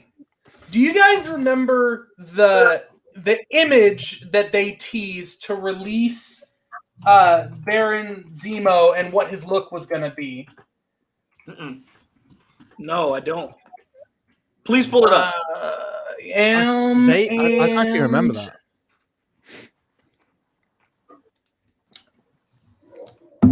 This Oh yeah, Oh. the look. looks an awful lot like a TV screen screwing up. Oh. Oh. The way that ended with those screens getting distorted or whatever, I feel like we're gonna have. Here's another one. Him looking directly at camera, talking. I think we're gonna get some kind of twist about him and the Flag Smashers, like Yeah, he's absolutely gonna come back. That's taking him out. Yeah. Well, I, mean, I come think on. he's in charge of something. I think it's gonna be because they've kind of made. They've tried to not, but they've kind of made Carly and them sympathetic villains. You Yes need a and no. non-sympathetic villain to come in, unless it's going to be some sort of tease like, I am the power broker now. I don't know. But, Oh, that would be crazy. I just feel like he's not done yet. I don't feel like he's out of the actual show. Nah, I feel Not like it's a bit more. not necessarily like that though, because I think you are right how she was a bit of a sympathetic character until she killed Lamar. That was like step one, and then now she's just has a whole park full of people at her disposal, showing that she's becoming less and less redeemable. Well, she killed all those So people in that. I think they're gonna that show her place. going over the edge next episode. What was Yeah, that? Is that for episode 3? She blew up that warehouse or something, and there was like a Yeah, bunch of and people in there. she That was was saying step this one. is the only language they understand, and Yeah. that too. So now I my sort of question is, think- when is the realization going to sink in with John Walker that Carly was the one that killed the dude? I think he knows I'll tell you because what, he goes to already I'm fight going to lay Carly. this out. I'm going to lay this out dramatically. I'm going to lay this theory out dramatically. All right. Okay. Final episode. You have Flag Smashers announce that they're done with things and they can take control at this location, this summit or whatever it is. And then you have in comes Falcon America and Falcon America. White Wolf and announcing I'm going to shut this down and trying to claim the role. And you're going to have a battle that starts off on a much larger scale with everyone in the town until her extremely hot Asian boyfriend realizes that Carly's gone too far and backs off of that and calls people to stop supporting her because he thinks she's gone too far. Yeah, It is they do right show that in him. It is right when the bad guys look like they are going to step down that John Walker is going to show up. And it's going to become an intimate battle of Falcap trying to stop John Walker from killing Carly. Falcap. Yes. I love that. And it's going to come down to either you or me. And I think the big thing is you're going to have him beat down John Walker with the shield and not kill him in contrast to the end of the last episode. I think it's going to be something similar to that. I think the don't final know. battle is going to be. I guess the way that it's structured. I think the final battle is going to be Winter Soldier versus U.S. Agent and Falcon versus Carly. Because that's Wait. Say that again. What do you think the match is going to be? That makes sense. I think it's going to be U.S. Agent versus Winter Soldier, and I think it's going to be Falcon versus Carly because those two characters are the ones that are idolized. Like proving he's Captain America with Carly. Yeah. And then screw you for trying to be Captain America with Winter Soldier and John Walker. Which actually leads into what I was thinking about is when is Sam going to come to the realization that Carly is past the point of no return, that he can't save her? Because that's going to be his big turning point. It's going to have to be during the fight, and it's going to have to be something that happens during it that triggers that realization. John Walker kills hot Asian boyfriend. Ooh. Well, John Walker's going to want to kill any of them, but mainly is true. Carly, because Carly's the one that killed Lamar. And like, if you guys saw the little like 10-second trailer they posted on the Marvel YouTube page, there's literally he's throwing his shield at Carly and she kicks it away. So there was leaked footage I think a few months ago, and I think I don't know if he's working with Bucky, but it's like a possibility they might work together to try and stop. But then eventually things kind of go crazy, and that's where they like sort of Bucky and Walker start fighting each other, and then Carly and Cap. But it's kind of it's gonna just be like a mad, insane finale. And yeah, maybe they do come to the point where they could kill him, but then they just leave him, and then that sets a future for his character. There's so many crazy ways it could go, but like there's definitely gonna be a big fight with those four. It has to be those four. Yeah, and also during that final battle, I think Torres is gonna show up with this new Falcon Oh, that would be dope. I think that's what they alluded to when Falcon was like, keep the because wing. they're gonna be at a sort of a stalemate, and then he's gonna show in to kind of break the tie. What's up, guys? I'm gonna throw a butt in there. If that does happen, it's going to be the equivalent of Monica Rambeau's role in the end of WandaVision. I don't think it's going to be that big of a... That's the thing. That would be nice. That's what I'm worried about, is if they do that, it might be shoving too many characters into an episode all at once. Well, we've been talking about this at the beginning. The show has too much to deal with. Yeah, it's gonna have to be a big-ass finale. Here's the thing. This show should have been like 3 episodes longer than it already is, I think. Yeah. Yeah. The ending of this show is going to be something along the lines of Captain America's Civil War. It's going to be a big fight.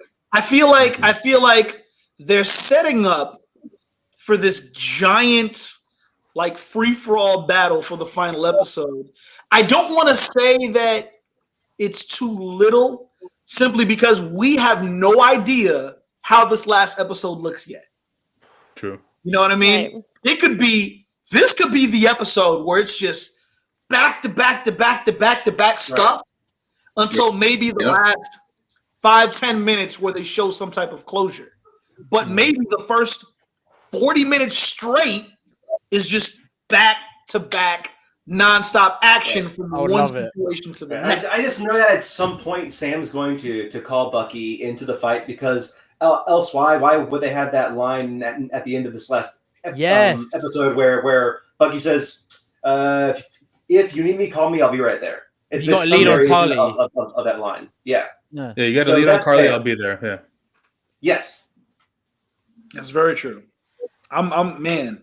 The next episode, I don't know. It set the bar so high in terms of expectations because of everything that has built up to this point that it has no choice but to not miss. Oh yeah, the last episode is probably going to be just all action, like you were saying, because it's like an Endgame. You know, the first 2 hours, 2.5 hours or so was just build up, kind of like the calm before the storm, and then the last hour and a half, balls to the walls.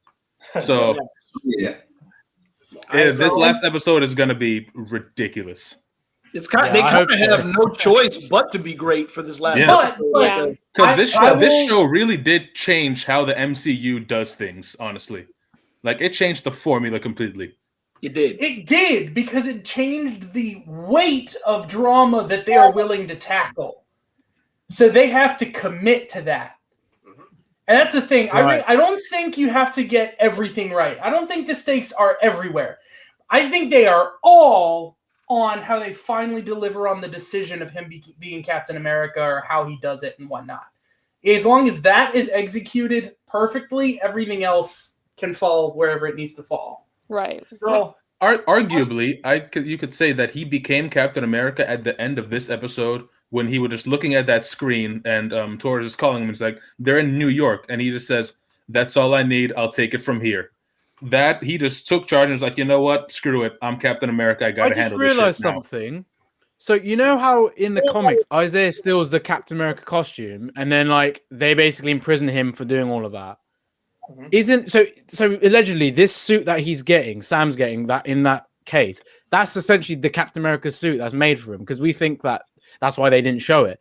Isn't he sort of doing a similar thing? He's posing as Captain America, because You the just said government something haven't that made him racked my Captain brain. America. Okay. But the difference is he's going to be appointed Captain America after, saving those guys with the GRC meeting and stuff, because he's going to stop Carly doing all those things, and they're going to realize it was Sam, and then they might have an understanding. Then they officially appoint him Captain America, or is it going to kind of be like a Steve thing, like he start really operating with the government because he's kind of got his own, his true ideals? Because Steve was, he was kind of he saw in Winter Soldier, he worked with the strike team, he's working with Shield, but he wasn't trying to be like their puppet. He said they're trying to get me to do all these things, So I'm just it's kind of similar to the Isaiah thing, but the difference is like he's not going to go in prison. He's not going to get all of this stuff. It's like he's going to show Isaiah that as well, being a black Captain America, that things are different. I just thought of this now.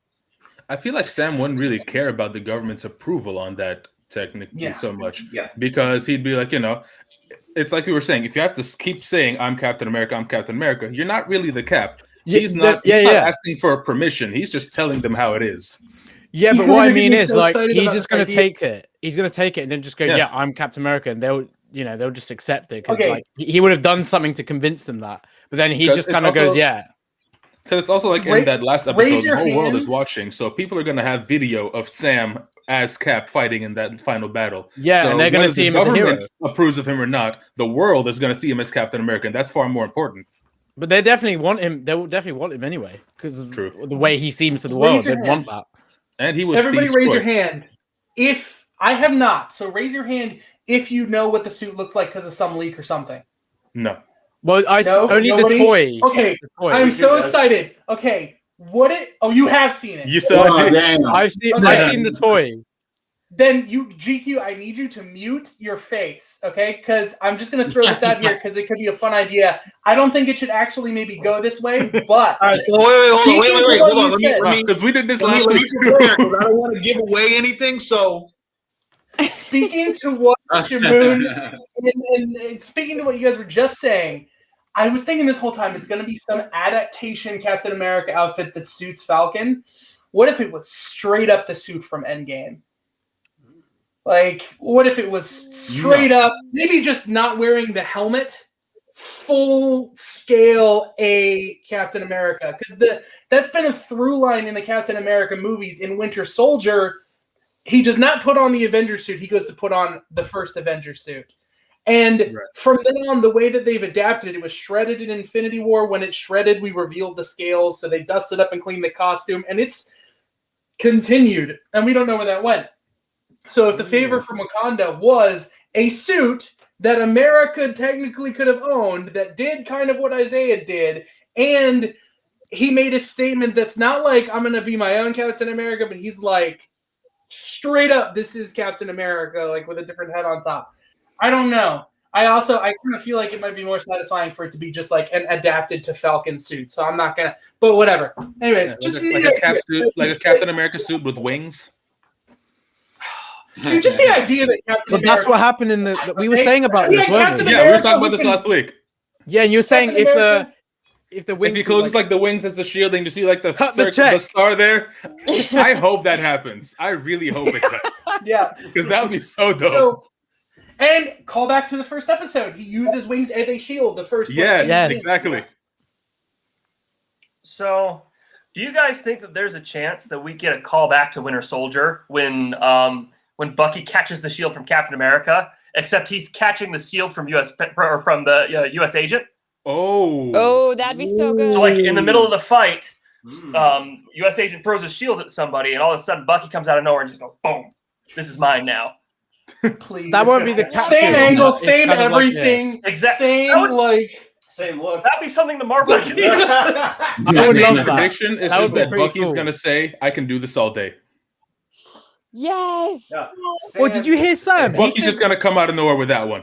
Did you hear what Sam said when he was doing that training? He said "all day, baby" to his nieces. He I was did. like, he Uncle did. Sam. He said "all day, baby." All I day, noticed baby. that because of course Cap says I can do And this then all day. when That's and his then version. Sam's gonna show up to save Bucky at some point during the next episode, and he's gonna be like on your left, and it's just gonna fly by him. Man. So all these predictions, We're getting a lot of really predictions. fun. then. and I got one more. man, that was like I got one more. I almost feel like, did we set ourselves up for disaster? Maybe. Probably. That's why we're fans.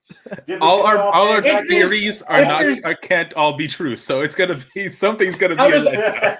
Out of everything this show is having trouble with, one thing they are getting right inside scenes is the emotions.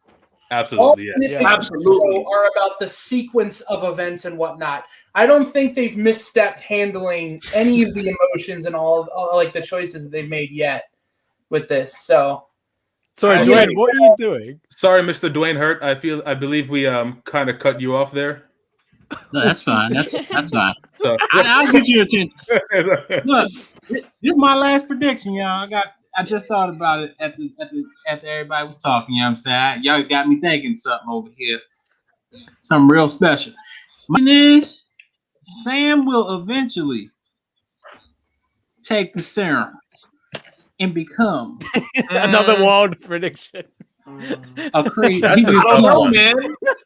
I don't know. I feel like I would love to see it, but that's what makes him different from Steve, from Bucky. Because he, like, do you remember what Zemo said? Yeah, he was like, it's gonna happen. "Have you ever been offered?" And he was like, "No." Like, and he says, "Would you take it?" No. He's like, "I like that you were very, quick." Zero hesitation.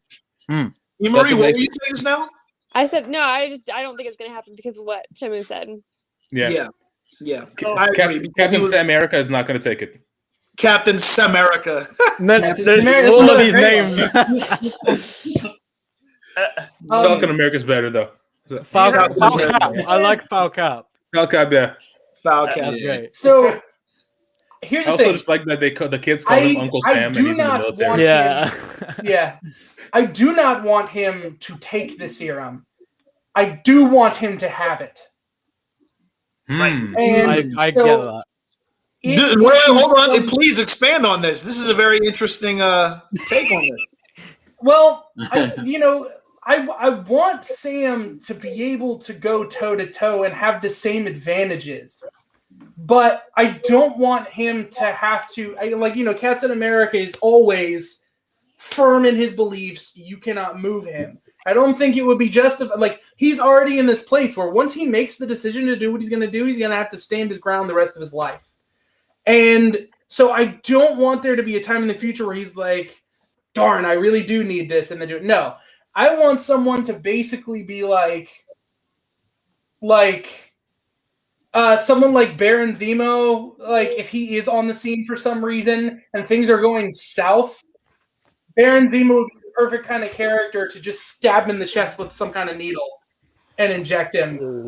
Unless, if I may interject something, that would be nuts. Since everyone's getting like these vibranium suits, and I also do enjoy how everyone's kind of getting nanotech suits in a way that you can just make your suit appear out of nowhere. What if instead of super soldier serum, Sam somehow convinces the Wakandans or Shuri to give him some of the heart-shaped herb? Yeah, but they all got burned, didn't they? Ooh. You know what's crazy? Wait, you know what's crazy? But there could be a few left. Who knows? Yeah, he burned it all down, but it might have regrown. They said that the serum, the Captain America serum, more than likely was derived from the herb. That makes sense. Ooh. So, because this wouldn't change his mental chemistry so much. This would just literally just make him stronger. Yeah. You know what? Let's cover this prediction just in case. Let's just throw this out here. Complete off the rails. Cap's like, you know what?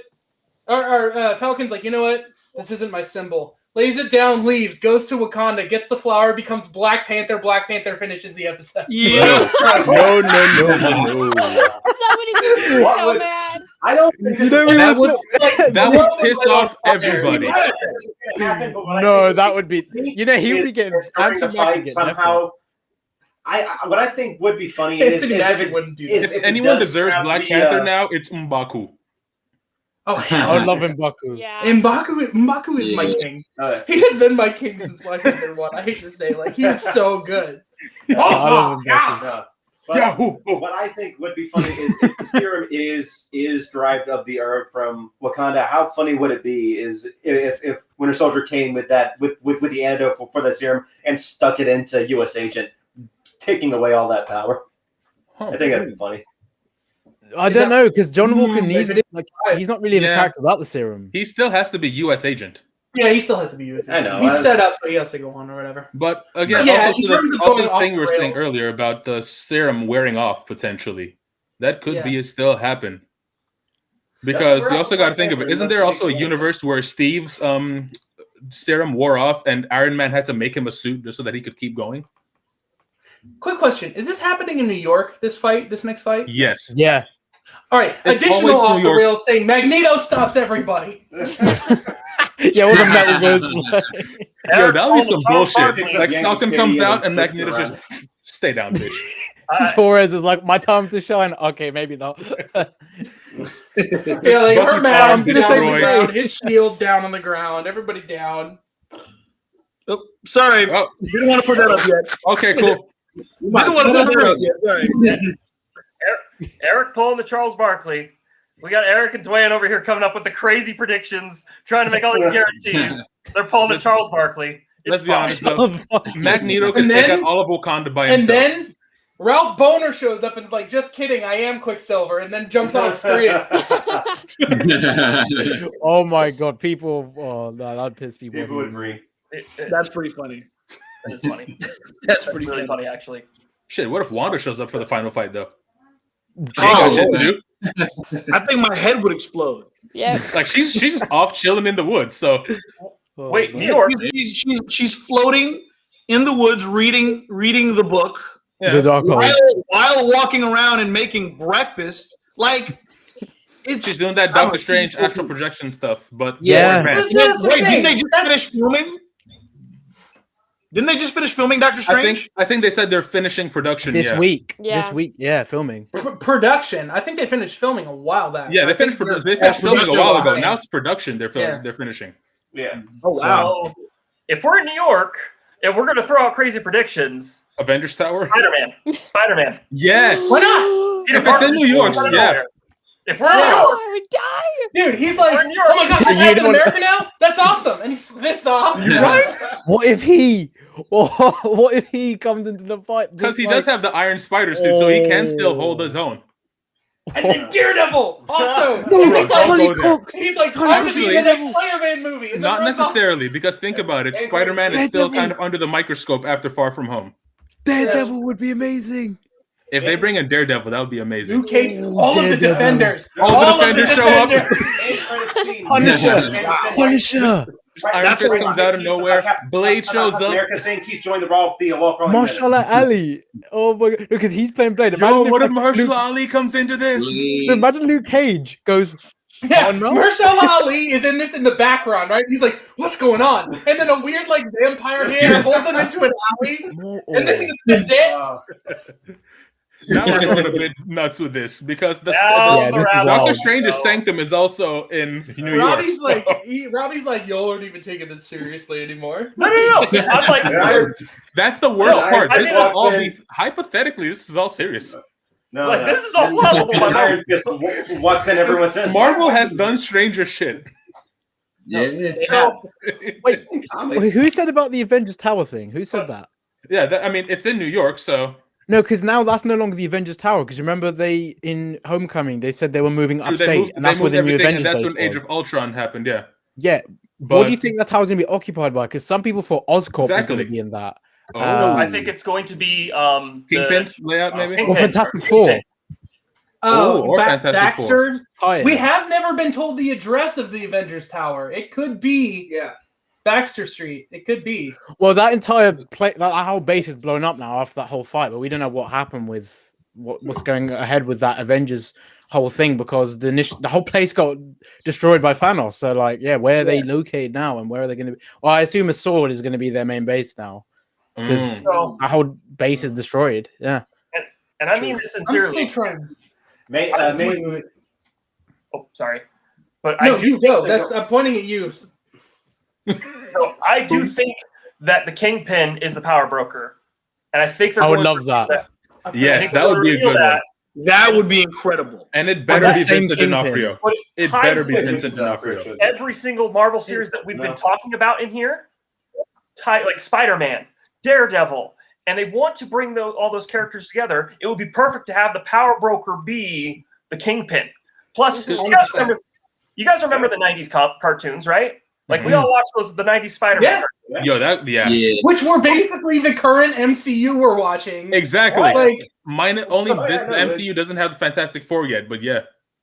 But think about this: who gave the Scorpion his powers? Who gave the Rhino his powers? Who gave Vulture his powers in those cartoons? It wasn't Oscorp. It wasn't mutants. It was the Kingpin. And so, if you want to introduce those, especially to the fans that loved those cartoons, bring the Kingpin into this world. The only reason, Also considering, didn't Netflix lose their hold on like those franchises? So now they can go back to Disney. Yeah, So it could I was about to tie say in. that. and not 'Cause only they had a that, cooldown. but those rights lapsed while they were still in production on the show. And so they could have had them lined up. They knew when the deadline was, and then shot and did their work with him after the rights fully lapsed over to Marvel. Yeah. So theoretically, especially since everyone's toying with the idea of Charlie Cox showing up as Daredevil in the next Spider-Man movie, it would make sense to bring Kingpin into the whole universe now. Especially if you want to introduce the Sinister Six. Yeah. I think that they could be I just- doing that in the next film, possibly, because the Electro from Amazing Spider-Man 2, then you have Doc Ock, then remember you had Goblin. Vulture, Mysterio, then Goblin. Goblin. And Rhino. Remember the guy in the prison? Yeah, Rhino wasn't that? Rhino was rumored. Rhino was not introduced. And Rhino's Amazing Spider-Man 2. We've only Yeah, confirmed but they didn't really of it, do yeah. much with him. But So I don't know if wasn't he also one of the guys in prison with Vulture? that was Scorpio. That's who I'm talking about, Scorpio. So yeah, they could do Sinister Six next movie easily. Well, I think that's the whole point. The idea is you have the Sinister Six, and so you need a bigger team to combat this. Yeah. And that's why you do multiverse. Multiverse handles the identity issue because if there's more than one Spider-Man, you get to like remask that and wrap that up in one movie. And then you have like a team of like Daredevil, 3 Spider-Men, Doctor Strange. That's almost 6. And Wanda. So, you know. Dude. Maybe Wanda. I don't know. She's not confirmed yet to be shooting on there. But True. She's you confirmed could for Doctor also- Strange, not for this. there is a weird tease out there that the reason that Ned Leeds that he's been getting into shape is because he's going to get to swing around a bit. I heard Yes. someone saying I that saw he's that. going to be Hobgoblin, but Hobgoblin, I I don't know saw, how to yeah. take that. No, I think he's going to get a spider suit. Ned. How though? I mean, how are the rest of them getting their thing? I mean, But wait a minute though. I also heard a rumor though. I don't know. This is completely far fetched. I don't know how true it is, but I did hear a rumor that Ned might take a little bit of a villainous turn. Yeah. Yeah, that's what we were saying. the He's gonna go Hobgoblin. 'Cause Ned Hobgoblin. Leeds is actually the name of Yeah. the Hobgoblin at one point. Yeah. Mhm. Okay, That'd be quite a twist. it would. Imagine That Ned. would be That would be crazy. tragic because Ned's his guy in the chair. Right. Which is Ned's funny guy because in the chair. that feels so like odd and impossible, and then we remember all the way back in the early 2000s with Sam Raimi and him and Harry being together and all that. I mean, Exactly. Harry never quite got to play the same character as Ned Leeds, so it wasn't as drastic of a change. But for this Ned to feel scorned by Peter and like act evilly, like to have him just throw a bomb at someone's face would feel so like, ugh! Like, yeah. I mean, that's why some sort of drugs would have to be involved because Ned by himself would never. Exactly. Ned, That's what I think. Ned on drugs. That's Yeah. that's the explanation. If anything, Ned is. Not on I'd say drugs, Ned is mind worthy. control. Yeah. Well, aren't there versions where the Green Goblin and the Hobgoblin actually take, like, again, a modified super soldier serum, and it messes with their heads? Well, I mean, that's how the if you Raimi think about it, one did it, right? everybody and their mother has been trying to duplicate this serum, and everybody fails because Yeah. there's always some type of side effect that makes the serum go wrong. Hulk, Right. Yeah. Abomination. Red Skull, all of them. They've Red all Hulk tried as to well. duplicate it, and all of it got screwed up in some way, shape, or form. Yeah. Are they gonna try to do Thunderbolt Red Hulk or something? I hope. I think fucking- so. I think hope. I just want to see Red Hulk. Like, I That hope would be just so awesome. that I can see that actor try and do the motion capture for him. That yeah, is William true. Hurt. Yeah. William Hurt. Sam Elliott would have been better. Who? Sam Elliott, Elliott. like he was He was Ross in Ross the in the Daredevil. older Hulk movie. Ah, okay. The 2003 one. Yeah, the Yeah. Eric Bana one. Yeah. And by the way, What were your we did thoughts on that one? confirm Liv Yeah. Tyler's coming back for She-Hulk. Who is? Mm. Liv Liv Tyler? Tyler. Oh, nice. Oh, there was a rumor saying that she was going to be in the lawyer that helped Spider-Man, but then I don't know. Again, it could be one of them things. I think it was. thought that was gonna I think be Daredevil. that was speculation like and wild theory. toss up. They could use Daredevil. They could use She-Hulk. They were going to introduce both characters, and then they got the rights to Daredevil. And I think that's why I think the rumors are pretty solid that that's what's locked in. Yeah. You know. So I'm not even sure that it's actually going to be Daredevil, or we're just going to see Matt Murdock in that movie dealing with Peter Parker in the courtroom and whatnot. But I'm just waiting on the cosplay ideas from Marvel's suit for Daredevil. So I, Yeah, you're just like already. Man. All I know is they better have that moment where the three Spider-Man all point at each other like, wait, Yes, the meme. Yeah. Oh, the 100%. meme must happen. You have to do that. It has to be Tom Holland who initiates it too. Yeah. He has to be like, Oh, no, He's I'd probably love to gonna see put it. and then someone- Tobey Maguire gets it and points back, and Andrew Garfield's too cool for it. Oh, that makes sense, sadly. That would be amazing. Yeah. He's also going to point at his organic web shooters and be like, what are those? And then, wouldn't- then I Toby wouldn't- goes, Tom I'm gonna Holland put sees some that dirt in your Maguire eye. doesn't need web shooters. He's like, dude, it's coming out of your skin. What? Yeah. Something like that. Just Tom. I can see Tom Holland freaking out over like I want them to organic do a web. dance off. I Maguire can was see him all say them- something Freaking out like, similar how do I? in Civil War. Where Sam was like, "Is this stuff coming out of you?" Yeah. Yeah. Oh, then call back Toby shows one. That'd up. be great.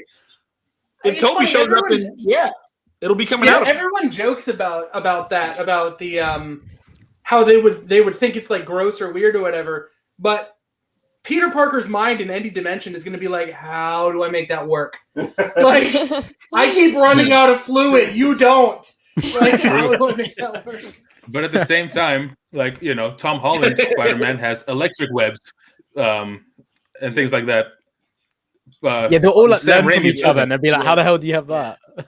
Well, I mean, Stan And they're Lee. also see, improve that's- each that's other's another thing. setup. Yeah. That's another thing, though. Do you think that when Miles Morales is introduced, because he has that shock webbing as well, right? Yeah. Yeah, but he does it by Yeah. It's naturally, organic. doesn't it? I don't Yeah, know it's if organic, much so more of it's it's like- venom web. It's something along those lines. See, that's the thing. I think I mentioned that on here before. That idea of like, you know, you go over to Doc Ock when he's floating in the water and whoop, he shows up and all the water spills off of him in Tom Holland's verse. And you have the same thing happen with Green Goblin. He goes like, oh, and then right before the thing hits him, he like disappears or some nonsense. Like, you know, whatever you do, then you cut into the Spider-Verse and you have animated Miles Morales see a portal open up. And when he steps through, the actor who voices him steps out through the thing. Oh, And right. The hell up. That introduce would them. be genius. I would really like to see that. That'd be really creative as well, and I'd love to Yeah. see that. Yeah. And it would like give so much like to the way people sometimes discredit animation versus, well, this is the live action one. Mm. You would just snap that in half. Yeah. Like, That would be amazing. No, they're the same. That Yeah. would be Yeah. dope. Just, oh yeah, multiverse theory. Deal with it.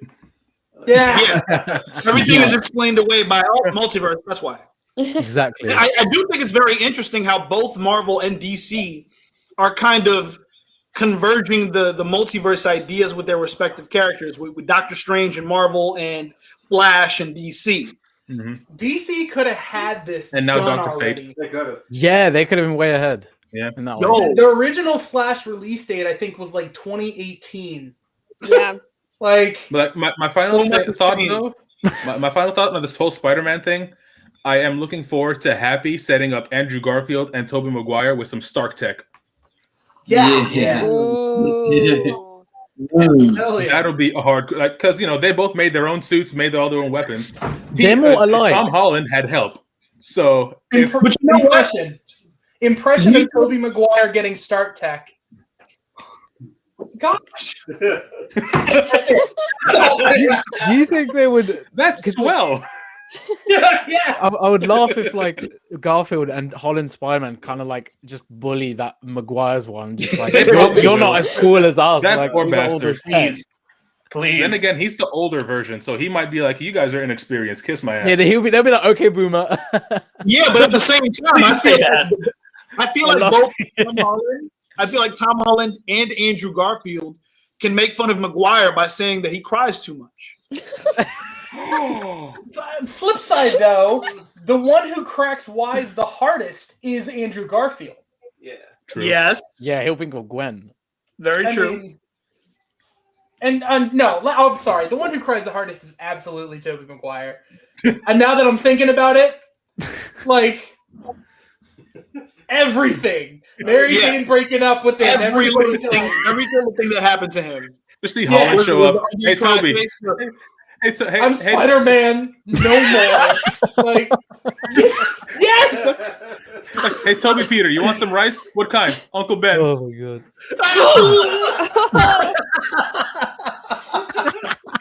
Yeah, we got that flip. Oh, okay. That'd be amazing. Uncle Ben's rice. That's crazy. That's messed up. I love it. It's so disrespectful. It's like, That's horrible. Make it canon. Yeah. and then you show him the box of Uncle Ben's, and he looks at it and goes, "That's not Uncle Ben."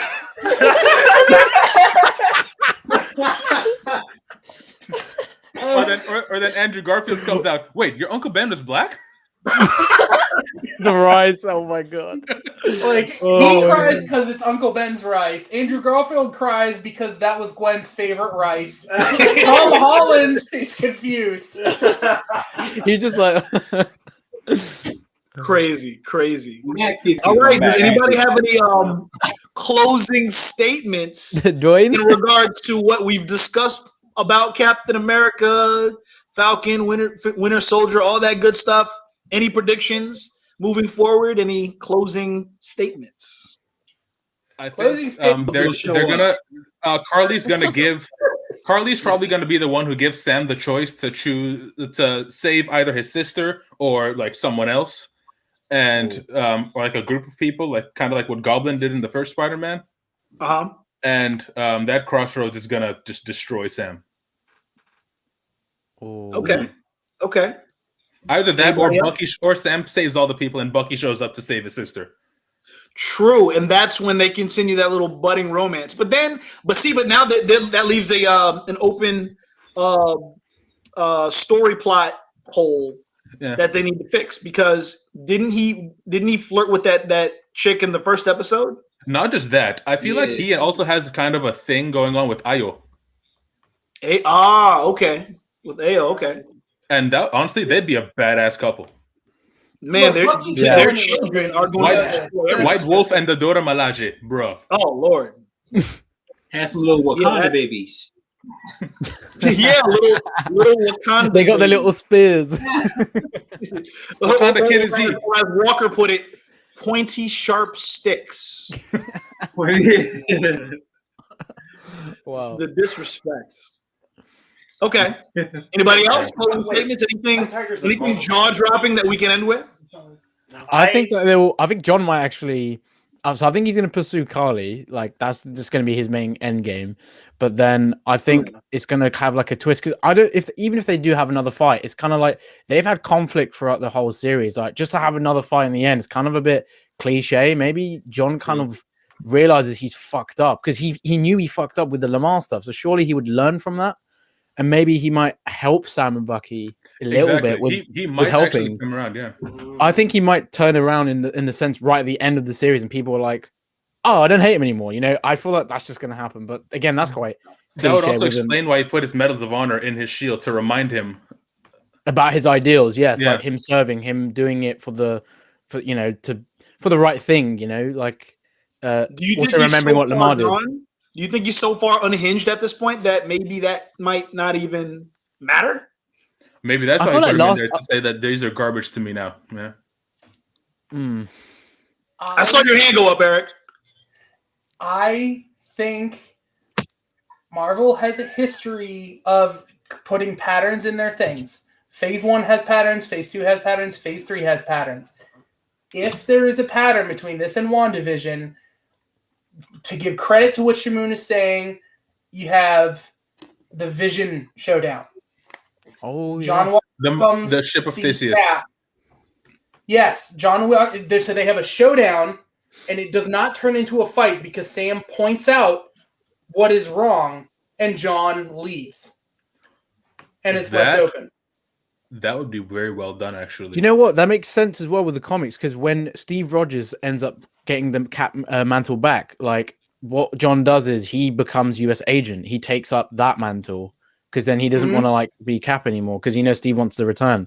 So it's kind of like maybe in a sense they could do that because like that Cap mantle is now going elsewhere, i.e. Sam, and then he becomes US agent. And there's like that mutual respect. But like, yeah, I mean, further down the line, they could go different routes of the character, but.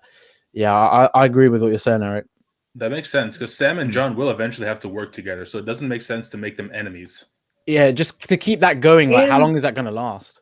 It's the same sensitivity Sam brought to Carly.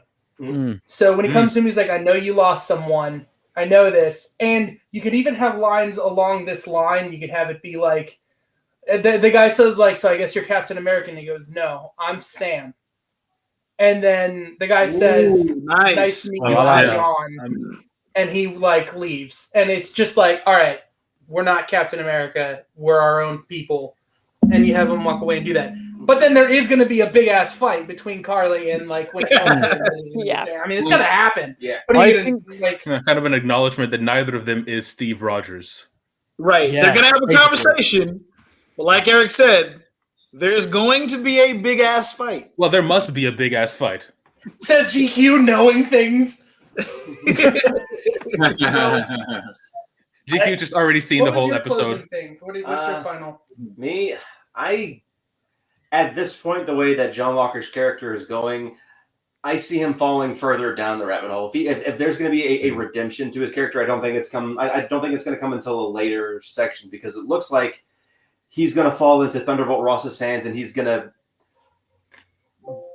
keep going down this path where he's going to obfuscate the blame and not own up to what he's done, and he's just going to use the. He hasn't redeemed himself. That's actually genius because that would lead into Red Hulk. If they study John's blood, because he now has the serum, they could use that to do the Red Hulk thing with Thunderbolt. Yeah. So that's kind of what I'm thinking right now. Yeah. Okay. Robbie Whittaker. Does anybody think that the reason we're only getting one season of Falcon and the Winter Soldier is because the next season is going to be Captain America and the White Wolf? Yeah. Yeah. Possibly. I can see that. This whole Yes show, and no. this part of it is about him I'm kind of becoming like Cap. 50-50. Like, I know sometimes they hold things and they reveal things, but there is a little bit of a problem with the way Marvel's doing things where you've got 5 years of programming laid out. So if we're going to get a season 2 of this show and not a continuation of this show in another show, we're still going to have to wait 5 years for it to even be announced. Right. You know, it's a weird pacing issue. It's like at least a sequel of a movie, the longest they wait is like movie 2 years, movie 2 years, movie. Like any one of the franchises. So it's odd because this is like WandaVision. You're not getting season 2 of WandaVision. You're getting the next incarnation that will include those characters. Yeah. So, probably the show is going to be Scarlet Witch or something. Yeah, like I half agree and I half disagree. I think Robbie will get in spirit what it is you're talking about, but I think it's going to be like the Thunderbolts. Captain America and the White Wolf will be episode 1 and catch up with what they're doing in their part. Yeah. Oh, okay. Or theoretically, this might all just be just to lead up to the next Avengers movie. True. So instead of it being about them making endless shows, these shows are just, so that they don't have to make 3 movies about Sam becoming Cap. They just make like one show about it. These series that they've been working on is kind of reminiscent to, remember back in the day when Marvel, when they would release their movies, and then in between movies, they would do this thing called Marvel One Shot, where they would do like a mini movie. They did that with the Mandarin, didn't they? Yeah. You know the Mandarin exists. Yeah. Or like with Exactly. Coulson show in Mexico. Coulson. So I think that the series is kind of an extended version of what Marvel One Shot was intended to be. That makes sense. So because all this backstory is necessary if you want to just throw them into the next Avengers film. Yeah. I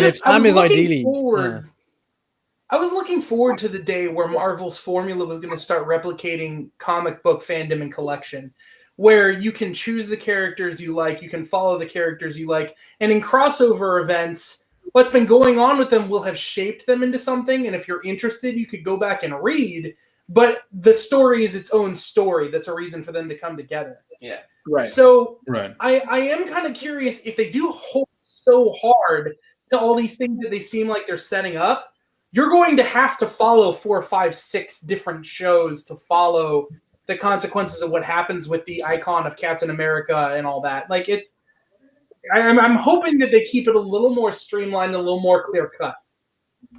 Yeah. No, I agree. Before we bring this to a close, I had this thought because there's another series that I've kind of been watching while Falcon and the Winter Soldier's been going on, and I'm thinking of doing a spoiler talk show for that as well. And I wanted to get some feedback from you guys. Have you guys been keeping up with this Amazon show called Invincible? Yes, I've heard of it. I'm on episode 4 now. Holy shit! Yo, it is. When good. I tell you, first of all, are you guys familiar with Image Comics? No.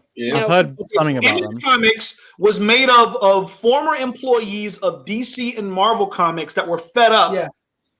And they got together and created their own thing. And Image Comics is like the home of Savage Dragon, Bloodshot, Spawn.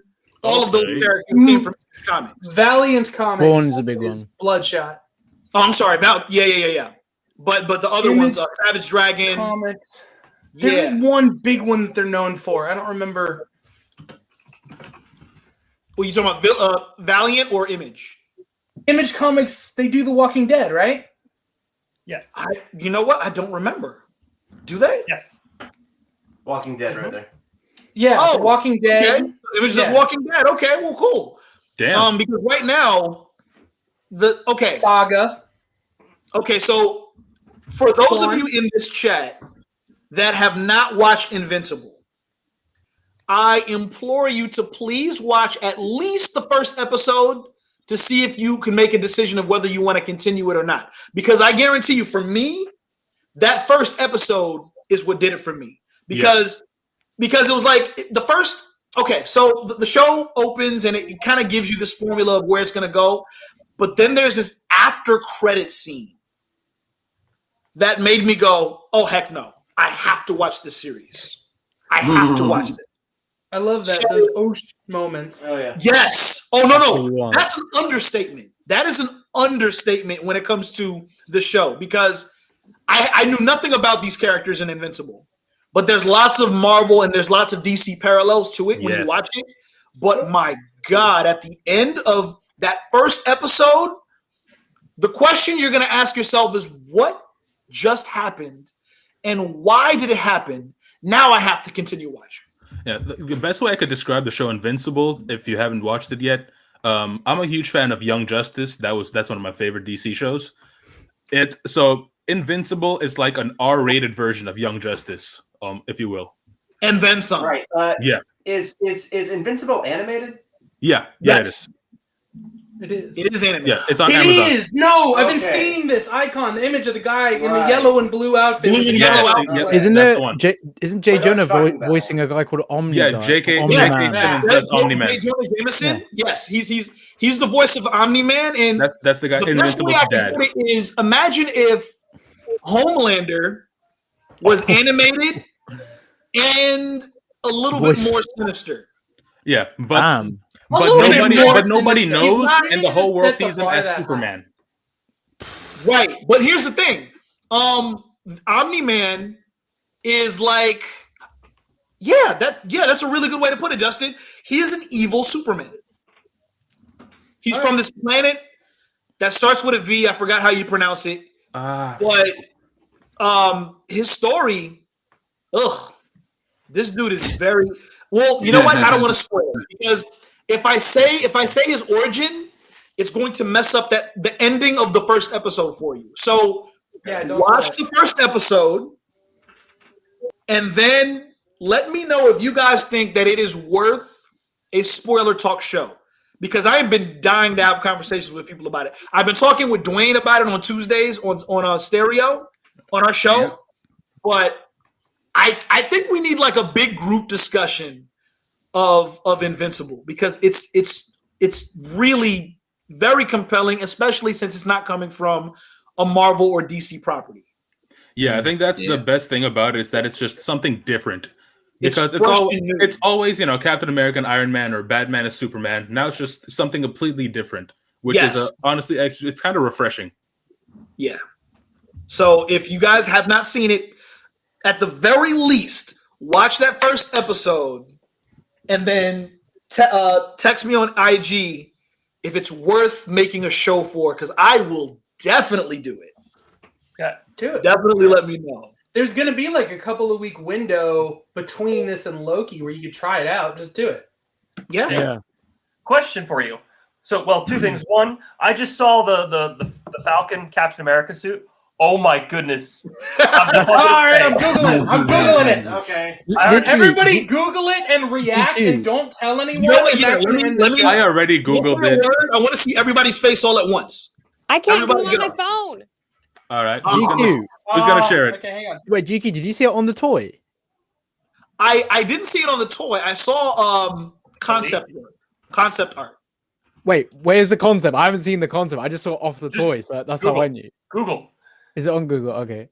Yes, it is. Yeah, so but the toy can be based off of the comic. I mean, if you put the toy, that and the comic side by side, it looks like it could be printed to look like a toy of the comic suit, not necessarily a show. Wait, there's so many like... And that could be I think I see the concept art, GQ, that you're talking about. Okay. It's not like it? It looks pretty dope. But Ultramite, that was it. Voltramite. That's what his species is. Voltramite. So, other thing, since there is going to be a little bit of a gap between Loki and the end of Falcon and the Winter Soldier. GQ, have you thought about doing a talk on the Bad Batch? Yes. Oh, that's a good idea. Because that's a really good idea. Sign me up does if you look pretty are. good. Absolutely. Okay. I love anything Star Wars related. Let's that could work. So, I can't indoctrinate Emery. It took decades. To indoctrinate Emery in Marvel. Also, it's just nice to get a show about not about the Jedi or something, just about them. Oh hey, I know how old you are. I found a different toy confirming the same style that looks just a little bit more like the leaked concept art image from there's Asian characters underneath this Disney store. So I'm pretty sure I'm looking at it again. But you know what else though? It's right next to a Winter Soldier figure where he's wearing his thing. Like his goggles? No, his mask. His mask. Oh, right, because that's his cartoon suit, yeah. And I've been thinking about that. That's one thing we didn't mention the whole show. I've been thinking they're flirting with him embracing who he is, and he keeps using the Winter Soldier as his unwanted other. Well, Thunderbolts isn't Winter Soldier's in that, isn't he? My goodness. Maybe. I don't know. Everyone's in everything. It's kind of a Jon Snow. It's kind of a Jon Snow. Going back to what you were, because like that whole thing with Game of Thrones, that pissed me off what they did with Jon Snow. Well, he's not going to be White Wolf or be in Wakanda for a while. So what if that time he's going to be embracing that Winter Soldier side? Because Bucky said he's still got Winter Soldier in him to Sam, didn't he? It'll always be a part of him, technically, yeah. Yeah, and if he can use that to his advantage. And, Where's Eric going? Hang on. Where'd Eric go? Oh, the concept. Wait, what did you type in? I haven't found that concept. What did you type into the concept? Hold on. I just typed in Falcon cap suit leaked. Okay. I typed that too, and Captain Falcon came up. Captain Falcon. But by the way, before Emery murders me, I've been working on indoctrinating her since she was like Wow. How old there- was That looks Say better that than I again? thought. 4? Wait, am I allowed to share this with you? The suit thing? Can you? I already Can you- screwed around and did it. Let me If this try. is live, some poor person up there, that number one that's looking at us or whatever, is like, get ready, because bam! Like, There it is. Yeah. that was it. That was the one. I didn't show Yeah. you too long because I didn't want to. You pieced together enough. So Good, let me good. show Nice you. flash. I was looking at this toy. That's and this what I toy saw. Yeah, that's the one I looks expected like it to be because exactly that's more of the comic this book suit. comic book. It's the I same. think isn't this it? toy is an adaptation of this comic book panel. But So that's the beauty of it. You don't know which one it's going to be. until you put it on. scroll down to where'd that picture go? The one that was the two in the package side by side. I don't know. Oh, here it is. Boom. Oh, Ooh. That is branded Soldier that is Falcon dope. Soldier and has a little bit that more looks texture. amazing. That looks gorgeous. Yeah. Oh wow. So- This is what I was saying and to then- you guys in the other streams. Hey, that it he's kinda going to has look the- even It better. kind of has the thing in the middle there for the. Oh. Wow. Okay. So this turned into a heavy spoiler thing. I'm sorry. If Spoilers, guys! It's called spoiler talk. It is called spoiler. It is called spoiler talk for stuff you haven't even been able to watch yet.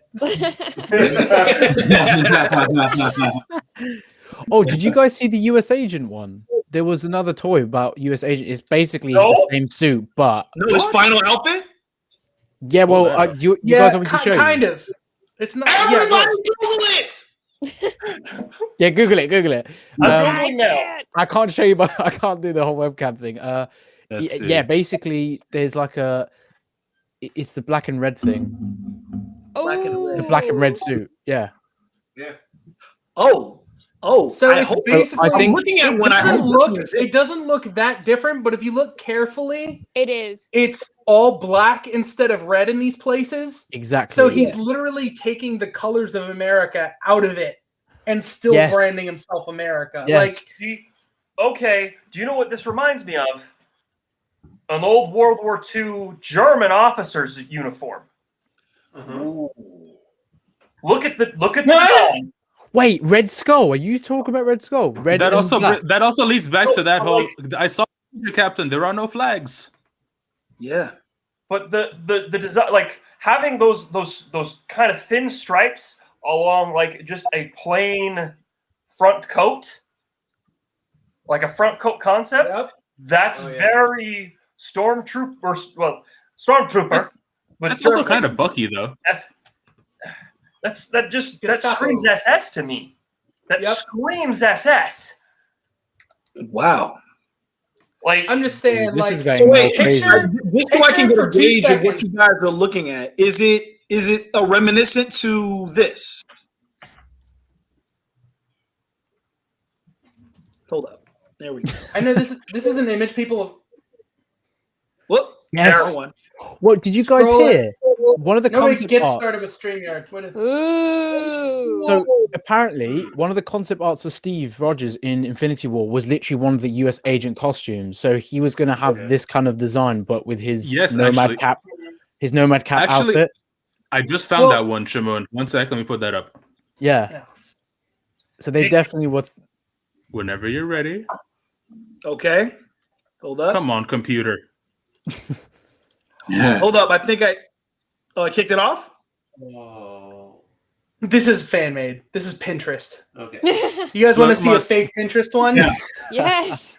That looks pretty cool. But It looks why is the star really missing on the realistic. suit?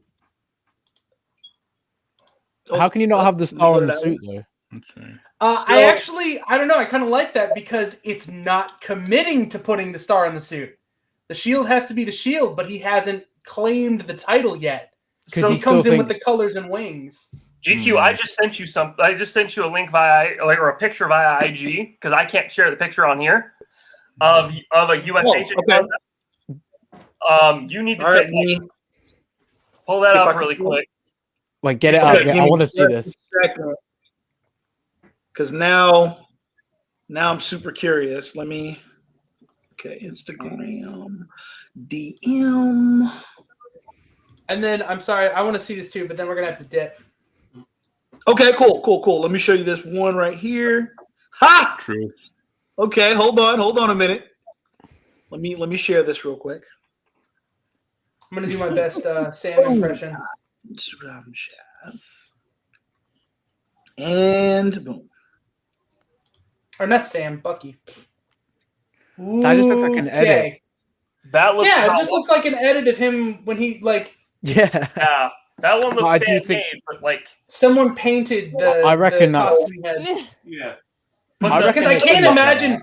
I just can't imagine a scenario where they were filming him when he'd be wearing the black suit that he'd be like, right. I don't know the context. Yeah, that'd be off like behind the scenes. It's yeah, a good design though. It is. Blatantly photoshopped, but like the other ones I was seeing in Google, most of them had that thin red stripe with the black background. guys. That looked very. I think I just found a better looking version of that Falcon Captain America suit. Apparently it's an official Disney Store photo of the toy. Yeah, Oh, Have you already seen it? I don't think I have. I think a low res Show us. version is what I put my It camera says around to show earlier. MCUexchange.com. It's like Do it, click it, show it. Do Jay, it! I'm having a hard Do time it! sharing this, so I sent it to you on WhatsApp, Jay. wait, I'll share my screen. Okay, hold up.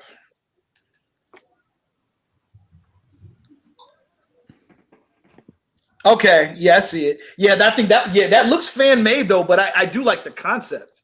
Right? It's very similar to what we just saw. Okay. Yeah. Oh, Yeah, that's I like Steve. that one better than the other. That's one, though. Steve, yeah. Yeah. There was a different concept art I saw, but this is like for the Nomad suit. This is like official concept as well. Mm. But I think that was for Infinity War. Yeah. Okay. Yeah, I've shared my screen. Do you see it? The toy. Hold on, let me see if I could pull it up. Where are you? Shared screen. There it is. Okay. Do you see that? Hmm. Ooh, I don't know if I Yeah, can. see, that that's makes a difference if I the zoom in. toy that I looks love better that. than the 10-inch that is one really over nice. there. That looks so that is- nice, man. Got full screen that image, like on your thing. It just goes onto the Like- website. Right click, save image as, Right-click, and then open open page. image in new tab or something like that. It's just not Okay, all right. Let me Oh, stop yeah, it's- this, Only 800 by 800. and then I'll. It's share not gonna my get much bigger. screen again. True. I love how I'm trying to look at this and my I know. face. It doesn't get bigger. Scrolling. Wait, You here we see go. what Oh, detail wow. we get. Okay. Yeah, there we Alright. go. There we That's- go. Okay, so Okay, definitely. Yeah. Oh, That's pretty official looking. It is. Yeah, Yeah. definitely. I'm not gonna lie, love but he that. looks better than Steve with his whole costume. Like that. That's how cool this costume looks because of the wings. What I really what I also want to see is what's the base for that suit gonna look like? You know, T'Challa had the necklace. Like what's his gonna be like? Cause Tony Wait, had like, where's it gonna the- come from? You're right. Yeah, like is it What gonna if be like it's from his something- watch or something? Like where's the suit Do you gonna? reckon? Well, his wings have got to emerge be from? vibranium. That's a definite. Like, Yeah, the whole thing is probably vibranium because it's made in Wakanda. And if it is, he will not need super soldier serum. Yeah. Precisely. At the It's very either, least, they'll be. it's either one or the other. You can't have it both ways. You At the can't very have least, they'll be super bulletproof. serum. You can't have the super soldier serum and vibranium. that's Oh, why? oh my Otherwise you'd be god, he'd Captain be America? so OP. No, I mean on your outfit. Yeah, like a full vibranium suit, though. That's like Yeah, that yeah, changes yeah, the yeah. formula completely. But that's not even fair. But then again, Oh, it has to be you could fair argue- now for the bad guys. It has to be fair. You could argue that Black Panther, if what we're saying is correct, if the super serum does come from the herb, Black Panther kind of was OP. Yes, Black- absolutely, he was. Super soldier technically. Yeah. Yeah, it's true. That wasn't even a question. You're That trick was telling OP me- as fuck. In Infinity War and Endgame, when he and Cap are the two people who can Yeah, run just jump. everyone, you should have been like, oh, yeah, they're Yeah. OP. Yeah. Yeah, and that there kind of also showed the similarities between the herb and the super soldier serum because they were But both pretty much the same you speed. see, that's why you see that it's more potent in Black Panther because it's coming straight from the herb, whereas it's not diluted in a serum. Right. So, yeah, that's pretty dope. Yeah. All right, guys. I know you guys got to go. Yep. Sir Thank you. Eric, thank you for coming. Thank you for coming, everybody. E-Marie, Robbie, Dwayne Hurt, You Shamoon, Justin. All of you guys are awesome. But you know we got to come back for that season finale next week. Oh, Yo, it's gonna Can't be wait. That's gonna be legendary. dope. So definitely, man. Once again, anybody who's watching, thank you guys for watching, and we will see you again same damn time next week. Y'all take it easy. So So long, folks.